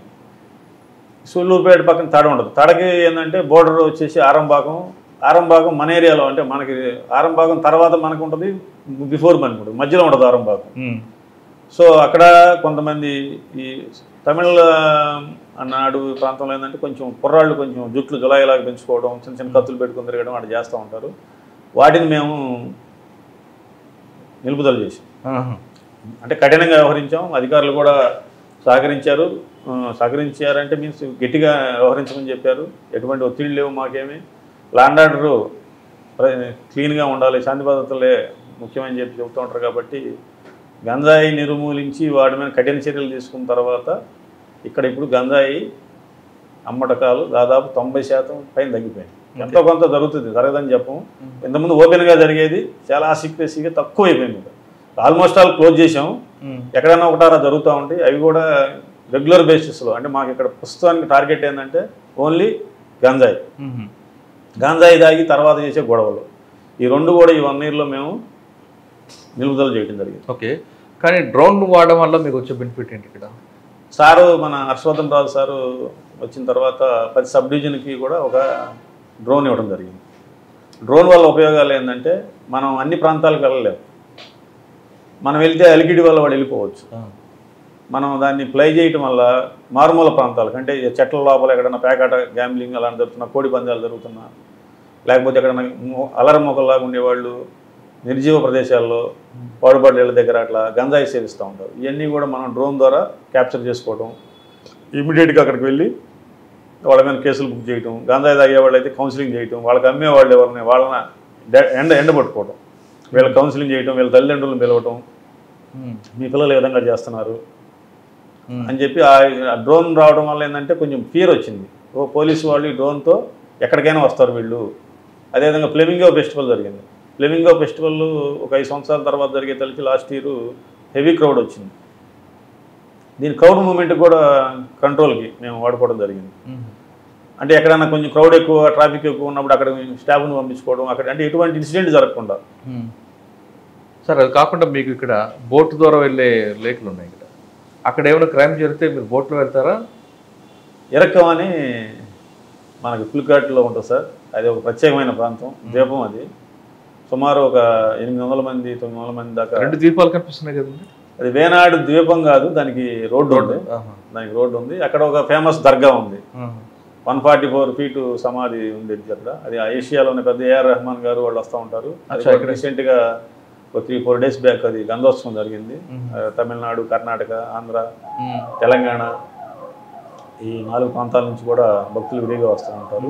ఇరక్కం వచ్చి స్పెషల్ ఏంటంటే మీరు అన్నట్టు ఏదన్నా ఇన్సిడెంట్ జరిగితే కంపల్సరీ బోటు ద్వారా వెళ్ళాల్సిందే, ఆల్టర్నేటివ్ ఏమీ లేదు. దాన్ని కలెక్టర్ గారు కూడా మన ప్రోగ్రామ్ పెట్టడం జరిగింది. కలెక్టర్ గారితో పాటు ఆర్టీఓ గారు, మేము, ఎమ్మెల్యే గారు అందరం కూడా అక్కడికి బోట్లోనే వెళ్ళి కంప్లైంట్స్, ఏదైనా కంప్లైంట్స్ వచ్చినా కానీ, వాళ్ళకి ఏదైనా సమస్య వచ్చినా కానీ, పిల్లలు కూడా ఇప్పుడు అక్కడ బోట్లోనే వచ్చి స్కూల్స్కి వస్తారు. ఈ మధ్య రీసెంట్గా గవర్నమెంట్ 173 మందికి ఇళ్ల పట్టాలు ఈ తడ ఏరియాలో ఇవ్వడం జరిగింది. సమూలంగా వాళ్ళని అంటే మీన్స్ మొత్తాన్ని కూడా రాబోయే 1 yearలో బయటకు తీసుకురావడం ద్వారా వారికి మంచి అవకాశాలు, అంటే విద్య కానీ, వైద్యం కానీ, ఆరోగ్యం ప్రకారం కానీ వాళ్ళకి అవకాశాలు కల్పించడానికి గవర్నమెంట్ చర్యలు తీసుకుంటుంది. అది మంచి సౌకర్యం. ఓకే సార్, ఇది కాకుండా బోర్డర్ మీకు ఇష్యూస్ ఏమున్నాయండి? బోర్డర్లో ఇక్కడ నానుడి ఏంటంటే జనరల్గా మీరు నెల్లూరు వెళ్ళినా, చెన్నై వెళ్ళినా ఒకటి అనుకుంటూ ఉంటారు అందరూ, ఏమని శాండ్ తడలోంచి శాండ్ వెళ్తుంది, తడ నుంచి శాండ్ వెళ్తూ ఉంటుంది అంటూ ఉంటారు. అది వెళ్తుందా వెళ్ళదా అని తెలియదు ఎవరికి, కానీ వెళ్ళిద్ది అంతే, శాండ్ వెళ్తుంది అని అంటారు అన్నమాట. దీనికి మేమేం చేసాము, ఒక నెంబర్ ఐడెంటిఫికేషను కెమెరాస్ పెట్టాము. ఒక ఎస్పీ గారు 2 ప్రొవైడ్ చేశారు, సుమారు ₹1,00,000 పెట్టి. అంటే చెన్నై నుంచి వచ్చే వెహికల్స్ కానీ, చెన్నై అంటే 120 km స్పీడ్తో వెళ్ళినా కానీ నెంబర్ క్యాప్చర్ అవుతుంది. అంటే ఏమీ జరగట్లేదు, ఎవరైనా చెక్ చేసుకోవచ్చు. అది మేము ఆల్రెడీ అందరికి కూడా నెంబర్స్ ఇవ్వడం జరిగింది. చెక్ పోస్ట్ కూడా లేదు, శాండ్ అయితే వెళ్ళదు ఇక్కడి నుంచి. కానీ ఇంత ముందు రోజుల్లో జరిగింది కాబట్టి ఇప్పుడు కూడా జరుగుతుంది అనుకుంటారు. కాబట్టి దాన్ని నిరోధించడానికే మా గవర్నమెంట్ పాలసీ, బయట రాష్ట్రాలకి శాండ్ వెళ్ళకూడదు. దాని మీద ప్రత్యేకంగా దృష్టి సారించుకొని అది శాండ్ వెళ్లకుండా మేము చెక్ పోస్ట్ పెట్టుకొని 24 గంటలు రన్ అవుతూ ఉంటుంది. అక్కడ సుమారు 6 మంది, షిఫ్ట్కి 6 మంది కాడికి 3 షిఫ్ట్లో 3 hours 18 మంది మేము కూడా దాన్ని తనిఖీ చేస్తాం. సార్ తమిళనాడు నుంచి కూడా ఇటు వచ్చాయనుకోండి కొంతమంది, అక్కడ క్రైమ్ జరిగి రావడం కానీ, లేదా అక్కడ నుంచి చీప్ లిక్కర్ తీసుకురావడం, ఇటువంటి మీద ఫోకస్ ఉంటుంది. యాక్చువల్గా ఈ లిక్కర్ అనేది మరి అంతకుముందు రోజుల్లో ఎలా ఉండిందో జరిగింది, కానీ ఇప్పుడు ఉన్న లిక్కర్ పాలసీ ప్రకారం మనకేమి లిక్కర్ రావట్లేదు ఎక్కడి నుంచి. అంటే నాకు తెలిసిన ముందు తెలంగాణ నుంచి ఆంధ్రాకి వచ్చేది. ఈ ఏరియా మీద కొంచెం అంత ఐడియా లేదు. మనం వచ్చేసరికి లిక్కర్ పాలసీ కొత్తది వచ్చింది. సో ఇక్కడి నుంచి లిక్కర్ ఏమైనా వెళ్తుందేమో తెలియదు, కానీ ఇక్కడికైతే లిక్కరు రాదు, అంత అవసరం కూడా లేదు. అందరూ దాని గురించి. సార్ ఇంకోటి ఇంపార్టెంట్, శ్రీహరికోట, అక్కడ ఏం జరిగిన మొత్తం వరల్డ్ వైడ్గా సూలూరుపేట ఫేమస్ అవుతుంది. ఇక్కడ జరగకుండా ఎలాంటి ప్రికాషన్ తీసుకుంటారు? శ్రీహరికోట యాక్చువల్గా అది నాకు కూడా చిన్నప్పటి నుంచి చదువుకుంటూ ఉండేది. ఒక శ్రీహరికోట చూడాలనుకుంటూ ఉండేవాడిని. ఇక్కడికి వచ్చినప్పుడు రాంగ్లోనే పవన్ కళ్యాణ్ గారి ప్రోగ్రాం ఒకటి పడింది, తర్వాత ఒక లాంచింగ్ జరిగింది.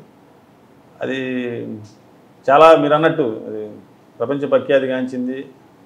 ఏం లాంచింగ్ జరిగినా మనం షేర్కోట ప్రతిసారి అది వెలుగులోకి వస్తూ ఉంటుంది. అక్కడ దాదాపు 1000 మంది సిఐఎస్ఎఫ్ సిబ్బంది ఉన్నారు. ఓకే. ఒక ఎస్పీ కమాండెంట్ క్యాడర్ అతను ఉన్నారు, ప్లస్ 2000 మంది ఎంప్లాయీస్ ఉంటారు, వాళ్ళ కుటుంబాలు ఉన్నాయి. కత్తిమైన సాము లాంటిది యాక్చువల్గా. సిఐఎస్ఎఫ్ వాళ్ళు అనిత్యం కూడా కాపలా కాస్తూ ఉంటారు. ప్లస్ ఒక మెరైన్ పోలీస్ స్టేషన్ ఉంది, నాకు ఒక పోలీస్ స్టేషన్ ఉంది, ఒక ఎస్ఐ గారు ఉంటారు, వారి సిబ్బంది ఉంటారు. ప్లస్ దీంట్లోకి సంబంధించి కాలనీస్ ఉన్నాయి కొన్ని, ఒక 3 కాలనీలు. పుట్టి పెరిగి షేర్కోట్ల ఏరియాలోనే పుట్టి పెరిగిన వాళ్ళకి అక్కడ కాలనీస్ పెట్టారు. వాళ్ళు ఒక 700-800 మంది ఉంటారు. వీళ్ళందరికీ కూడా పాసెస్ ఉంటాయి. ఈ కాలనీస్ని తనిఖీ చేసుకుంటూ ఉంటాం. కొత్త వ్యక్తులు ఎవరైనా వస్తే ఈ మధ్య గవర్నమెంట్ కూడా ఫింగర్ ప్రింట్స్ స్కానర్స్ అని ఇచ్చారు. ఎస్పీ గారు కూడా ప్రత్యేక సేవ తీసుకొని మాకు ఒకటి ఇవ్వడం జరిగింది.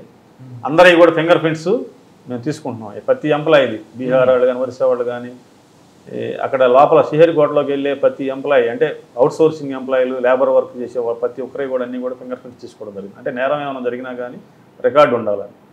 ఈ మధ్య కూడా ఒక సేలం నుంచి ఒక ఫోన్ వచ్చింది, షేర్కోటలో ఏదో బాంబు సంబంధించిందని. దాన్ని సేలం వెళ్ళి కూడా అదే మీరు చెప్పినట్టు అది కొంచెం అంతా అలజడైపోయింది. షేర్కోటలో బాంబు అని. అంతకుముందు లాంచింగ్ జరిగిన తర్వాత వచ్చింది ఇది. మళ్ళీ నేనే పర్సనల్గా సేలం వెళ్ళి అతన్ని తీసుకొని వచ్చి విచారించడం జరిగింది. అయితే అతను కొంచెం మెంటల్గా డిజార్డర్లో ఉన్నాడు. మన రుయ్ హాస్పిటల్లో కూడా ప్రొడ్యూస్ చేసి సర్టిఫికేట్ కూడా తీసుకోవడం జరిగింది. దాని మీద ఐబీ వాళ్ళు, మన ఇంటెలిజెన్స్ వాళ్ళు కూడా అందరూ వచ్చి కూడా అతన్ని విచారించారు. ఇప్పుడు ఏంటంటే చిన్నదాన్ని కూడా అన్ని ఢిల్లీ దాకా కూడా అంత. సూళ్ళూరుపేటలో ప్రధాన సమస్య ట్రాఫిక్. ఎస్, హైవే విపరీతమైన వెహికల్స్ 24 hours నడుస్తుంటాయి. అసలు ఆ ఇష్యూని ఎలా చేయాలి? ఒక్కసారి ఒక ట్రాఫిక్ జామ్ అయిందంటే కొన్ని కిలోమీటర్లు ఆగి. సూళ్ళూరుపేటలో మీరు చెప్పినట్టుగా ట్రాఫిక్ సమస్య ఉండింది. ఇందాక చెప్పిన గంజాయి తర్వాత ప్రధానమైన సమస్య ట్రాఫిక్. ఎవరైనా వృద్ధులు ఉంటారు వీళ్ళు, అంటే షేర్కోటలో రిటైర్డ్ ఎంప్లాయీస్, వాళ్ళందరూ కూడా ఎప్పుడైనా వచ్చి కలుస్తూ ఉంటారు. వాళ్ళు ఎప్పుడైనా ప్రోగ్రామ్స్ పిలిచిన వెళ్తూ ఉంటాను, వాళ్ళు అడుగుతూ ఉంటారు, సార్ కొద్దిగా ట్రాఫిక్ సమస్య ఉందని. దానికి సంబంధించి మా ఎస్పీ సార్ మాకు బాగా సహకరిస్తూ ఉంటారు. అడిగితే ఒక రక్షక్ కూడా ఇచ్చారు, 2 బ్లూ కోడ్స్ ఇచ్చారు. ఒక రక్షక్లో ఒక ఎస్ఐని లేకపోతే స్టాఫ్ని పెట్టడం, బ్లూ కోడ్స్కి ఇద్దరిద్దరిని ఇవ్వటం, ఇవన్నీ కూడా సైమల్టేనియస్గా తిప్పడం వల్ల అంత పెద్ద ప్రమాదమైన ట్రాఫిక్ ఇబ్బందుల నుంచి తప్పించుకొని కొంచెం నార్మల్కి వచ్చింది. 1-2 రోజులు కొన్ని ఏదన్నా మేము బందోబస్తుల్లో వేరే ప్రదేశాలకు వెళ్ళినప్పుడు ఏమన్నా ఇట్లాంటి ఇబ్బందులు జరిగినా కానీ హైవే మీద అయితే సమస్యలు లేవు. ఎందుకంటే హైవే మీద మాకు ఒకసారి వస్తుంది. అది ఎప్పుడంటే బాగా హెవీ వర్షాలు వస్తాయి, ఈ నవంబర్ డిసెంబర్లో ఇక్కడ మాన్సూన్స్. అప్పుడు వచ్చినప్పుడు ఇక్కడ ఇంజనీరింగ్ కాలేజీ దగ్గర రోడ్డు మీద వాటర్ వస్తాయి. వచ్చినప్పుడు కొద్దిగా ఉంటుంది. లాస్ట్ టైం వస్తే మేము దగ్గర ఉండి 3-4 hours నిలబడి పంపించడం జరిగింది వెహికల్స్. ప్రస్తుతానికైతే నేను వచ్చిన ఈ 1 yearలో మేజర్ ట్రాఫిక్ హైవే మీద అయితే లేదు. టౌన్లో ఉంది, దాన్ని దాదాపుగా కంట్రోల్ చేసాము 60-70%. చిన్న చిన్నవి ఉన్నాయి, అవి కూడా రాబోయే రోజుల్లో పరిష్కరించుకుంటాం. ఇంకో ఫైనల్గా సూళ్ళూరుపేట అనగానే చెంగాలమ్మ టెంపుల్, ఇక్కడ కూడా 2 రాష్ట్రాల దగ్గర 3 రాష్ట్రాల ప్రజలు వస్తుంటారు. ఆ బందోబస్తు ఎలా చేస్తుంటారు? సూళ్ళూరుపేట అది నిరంతరం అది స్పెషాలిటీ ఏంటంటే చెంగాలమ్మ టెంపుల్ క్లోజ్ చేయదు. మనకి ఏ దేవాలయానికి వెళ్ళినా కానీ రాత్రి 10 తర్వాత 11 తర్వాత క్లోజ్ చేసుకోవడం, తెల్లవారుజామున ఓపెన్ చేయడం ఉంటుంది. ఇది రెగ్యులర్ 24 hours ఓపెన్ ఉంటుంది. ఈ అమావాస్యకి బాగా తమిళనాడు నుంచి భక్తులు బాగా వస్తూ ఉంటారు, అక్కడే నిద్రిస్తారు వాళ్ళు. అట్లా కొంచెం హెవీ క్రౌడ్ ఉంటుంది. క్రౌడ్ ఉన్నప్పుడు సిబ్బందిని పెట్టుకొని అక్కడ ట్రాఫిక్ సమస్య లేకుండా అక్కడ కొంతమంది బస్సులు అవి ఉండేవి. ఇప్పుడు నో పార్కింగ్ జోన్, ఓన్లీ టెంపుల్కి వచ్చిన వాళ్ళు వెహికల్స్ పెట్టుకునే విధంగానే అక్కడ ఏర్పాటు చేశాము. రెగ్యులర్గా ఆ ఈఓ గారితో కానీ ఆ టెంపుల్ సిబ్బందితో కానీ ఉండి మేము బందోబస్తు ఏర్పాటు చేసుకోవడం. ఎవరైనా వివిఐపీస్ వస్తూ ఉంటారు, 2 రాష్ట్రాల నుంచి వస్తూ ఉంటారు. శ్రీహరికోట నుంచి కూడా లాంచింగ్ ముందు రోజు అక్కడే ఇస్రో చైర్మన్ గారు వచ్చి పూజ చేసుకుంటారు ఆనవాయితీ. ఈ 4 రాష్ట్రాల్లో అంటే ఎక్కువగా తమిళనాడు, ఆంధ్రాలో బాగా ప్రాముఖ్యత చెందిన గుడి కాబట్టి అది కూడా ఒక అదృష్టంగా భావిస్తున్నాం మేము. అంటే అక్కడ ఎటువంటి ప్రాబ్లం రాకుండా ప్రస్తుతానికైతే ఇంతవరకు ఏమి ఇన్సిడెంట్ కూడా నోటీస్ కాలేదు. దాని తగు జాగ్రత్తలు తీసుకుంటాం. ఓకే సార్, ఫైనల్గా చెప్పండి, మీకు లా అండ్ ఆర్డర్ కన్నా క్రైమ్లోనే ఎక్కువ ఇంట్రెస్ట్ చూపిస్తున్నట్టుగా మీ రికార్డులు చెప్తున్నాయి. ఎక్కడైతే యూఏ కేసులు ఉన్నాయో అందులోనే లాగా రిపీట్గా చూసి కేసు బ్రేక్ చేయాలని. ఇకపై మీరు అటువంటి కేసులు చూస్తారా, లా అండ్ ఆర్డర్ కేసులు చూస్తారా? అంటే అవి మన వృత్తిపరంగా ఏది వచ్చినా చూడాల్సి వస్తుంది. ల్యాండ్ ఆర్డర్లో ఇష్యూస్ ఏంటంటే ప్రజలకు దగ్గరగా ఉండవచ్చు. మనం పబ్లిక్ మనకి గోల్ అడుగుతున్నాను. గోల్ అంటే ఛాలెంజింగ్ జాబ్స్ చేయటం ఇంట్రెస్ట్గా ఉంటుంది. ఏదైనా అపరిష్కృతంగా ఉన్నటువంటి ఎవరిని అడుగుతూ ఉంటాను. పక్కన కూడా ఏదైనా స్టేషన్స్లో ఉండా కానీ మర్డర్ కేసు పెండింగ్ ఉందా ఒకసారి చూద్దాం అని నేనే కల్పించుకుంటాను. అంటే ఏదో ఒకటి హెల్ప్ చేద్దాం వాళ్ళకి, వాళ్ళకి ఆలోచన. ఎందుకు అంత ఇంట్రెస్ట్ అండి? అంటే నేను చిన్నప్పటి నుంచి కూడా కొంచెం ఈ డిటెక్టివ్ నవల్స్ అవి చదువుతూ ఉండేవాడిని. షాడో మధుబాబు చదువుతూ ఉండేవాడిని చిన్నప్పుడు. 7th 8th క్లాస్ నుంచి కూడా టీచర్స్ కూడా నన్ను మౌలించేవాడు. మా వెంకటేశ్వరరావు మాస్టర్ అని ఆయన తింటా ఉండేవాడు, ఏ నవలు చదువుతున్నామని. మా అమ్మగారు ఎప్పుడు ఎదనపూడి సులోచనారాయణ వాళ్ళే చదువుకుంటూ ఉండేది. అట్లా ఏదో కొంచెం అంటే క్రైమ్ అది చేజ్ చేయాలా, అది దాన్ని మనం ఎందుకు సాధించకూడదు, పట్టుదలగా ఉంటుంది అది కొంచెం. అందుకోసం క్రైమ్ ఇంట్రెస్టింగ్గా ఉంటుంది. అపరిష్కృతంగా ఉంటే పరిష్కరిస్తే మనకి పోలీసు నేను అనుకునేది ఏంటంటే నా వల్ల ఎంతో కొంతమంది జనరల్గా పోలీసు మీద ఎంతో కొంత బ్యాడ్ నడుస్తూ ఉంటుంది. ఎవరో ఒకరు అనుకుంటారు ఎంతమంది మా వృత్తిపరంగా ఉంటాయి. నా వల్ల ఎంతో కొంతమంది పోలీసు మంచి వాళ్ళు అని అనుకోవాలి, నా వల్ల ఎవరు చెడ్డవాళ్ళు అనుకోకూడదు అని నేను భావిస్తూ ఉంటాను. దీనికి కూడా ఏంటంటే పోలీస్ ఫ్యామిలీస్కి చివరిగా నేను ఇంత సక్సెస్ అవ్వాలంటే ఇంట్లో వాళ్ళ యొక్క భార్యల సహకారం కూడా ఎంతో లభించాలి. ఎందుకంటే వాళ్ళే పిల్లలందరినీ కూడా పోలీసు అతను నిద్రలేసే తల్లికి ఇంట్లో ఉండడు, పిల్లలు నిద్రలేసే తల్లికి ఇంట్లో ఉండడు, నిద్రపోయే తల్లికి వెళ్తాడు. అసలు మీ విజయవానికి వాళ్ళే ఉన్నారు. అది ప్రతి పోలీసు నేను వేరే డిపార్ట్మెంట్ కానిస్టేబుల్ దగ్గర నుంచి డీజీ వరకు ఎవరు తీసుకున్నా మీకు సక్సెస్ వెనక వాళ్ళే ఉంటారు. పిల్లల సక్సెస్ వెనక కూడా తండ్రి పాత్ర ఉండదు పోలీసులో. మ్యాక్సిమం తల్లి యొక్క పాత్ర ఉండదు. కాబట్టి తల్లులే మాకు వాళ్ళ వల్లే మేము ఇంత సక్సెస్ఫుల్గా ఈరోజు. మీ మేడం గారు మీరు మీ వెనక? మా వెనక నా మేడం గారే. మా అమ్మగారు కూడా అంటే నాకంతా కూడా తల్లి, మా అక్క, మా మిస్సెస్. ఇప్పుడు తల్లి మంచి బుద్ధులు నేర్పింది. మా అక్క దగ్గర నేను పెరిగి హైదరాబాద్లో చదువుకున్నాను. ఇద్దరిని, మా బ్రదర్ని నన్ను ఇద్దరిని కూడా ఆమె తీసుకెళ్ళి తన మ్యారేజ్ అయిన తర్వాత దాని దగ్గర పెట్టుకొని మేము మా కాళ్ళ మీద నిలబడేదాకా ఆమె పెంచింది. తర్వాత మిస్సెస్ ఇప్పుడు అల్టిమేట్గా అమ్మాయి తను సహకారం లేకపోతే మేము అంటే మైండ్ పీస్ఫుల్గా ఉండాలి, మనం వర్క్ పని చేసుకోవాలంటే ప్రతి పోలీస్ అధికారి వెనక కానిస్టేబుల్ కానీ మీరు అన్నట్టు డీజీపీ గారి దాకా భార్యల సహకారం లేకపోతే మేము సక్సెస్ సాధించలేము, మా పిల్లలు కూడా సక్సెస్ సాధించలేము. పోలీసింగ్లో ఛాలెంజ్ ఉన్న పాత్ర చేయడమే తనకు ఇష్టం అంటున్నారు మురళీకృష్ణ గారు. ఎందుకంటే చిన్నప్పటి నుంచి షాడా మధుబాబు నవల ప్రభావం చాలా ఎక్కువగా ఉన్నట్లు కనిపిస్తుంది. అంటే తన పరిధిలో కాకుండా చుట్టుపక్కల పరిధిలో కూడా ఎక్కడైతే మిస్సింగ్ కేసులున్నా, అది మిస్టరీ కేసులు ఉంటే ఒకసారి అలా మాట్లాడి సలహా ఇవ్వడంలో ఆయనకు ఒక స్టైల్ ఉంది. ఏ పోలీస్ ఆఫీసర్ అయినా సరే సంఘటన జరిగిన వెంటనే ప్రతి ఎక్యూజ్డ్ అంటే ప్రతి నేరస్తుడు అక్కడ క్లూ విడిచిపెట్టి వెళ్తాడు. అది పట్టుకోవడంలోనే వాళ్ళ యొక్క పనితనం కానీ నైపుణ్యం కానీ బయటపడుతుందనే విషయానికి బెస్ట్ ఎగ్జాంపుల్ మురళీకృష్ణ గారు. ఆయన ఇంకొక మాట చెప్తున్నారు, మా విజయం వెనక మా భార్యలు ఉన్నారు. ఖచ్చితంగా ప్రతి పోలీస్ ఆఫీసర్కి కానిస్టేబుల్ దగ్గర నుండి హోంగార్డ్ దగ్గర నుండి డీజీపీ వరకు ఈరోజు వాళ్ళ ఆఫీసర్లు వాళ్ళు చక్కగా పనిచేయడం కాకుండా వాళ్ళ కుటుంబాలు కూడా చక్కగా పిల్లలకు బాగా చదువుతున్నారంటే దానికి కారణం వాళ్ళ వైఫ్లే అన్న విషయాన్ని ఈయన కూడా అంగీకరిస్తున్నారు. ఇది మురళీకృష్ణ గారితో ఎక్సలెంట్ ఇంటర్వ్యూ. వచ్చే వారం మరో గెస్ట్తో మళ్ళీ కలుద్దాం. అంతవరకు నమస్తే. థ్యాంక్ యూ అండి. Thank you very much.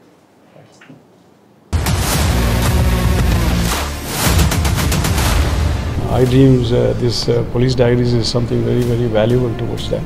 I must really appreciate Murali, your insights. iDreams founder and CEO Chinna Vasudev Reddy gartoni Muralidhar crime stories chaala famous అయిపోయినాం.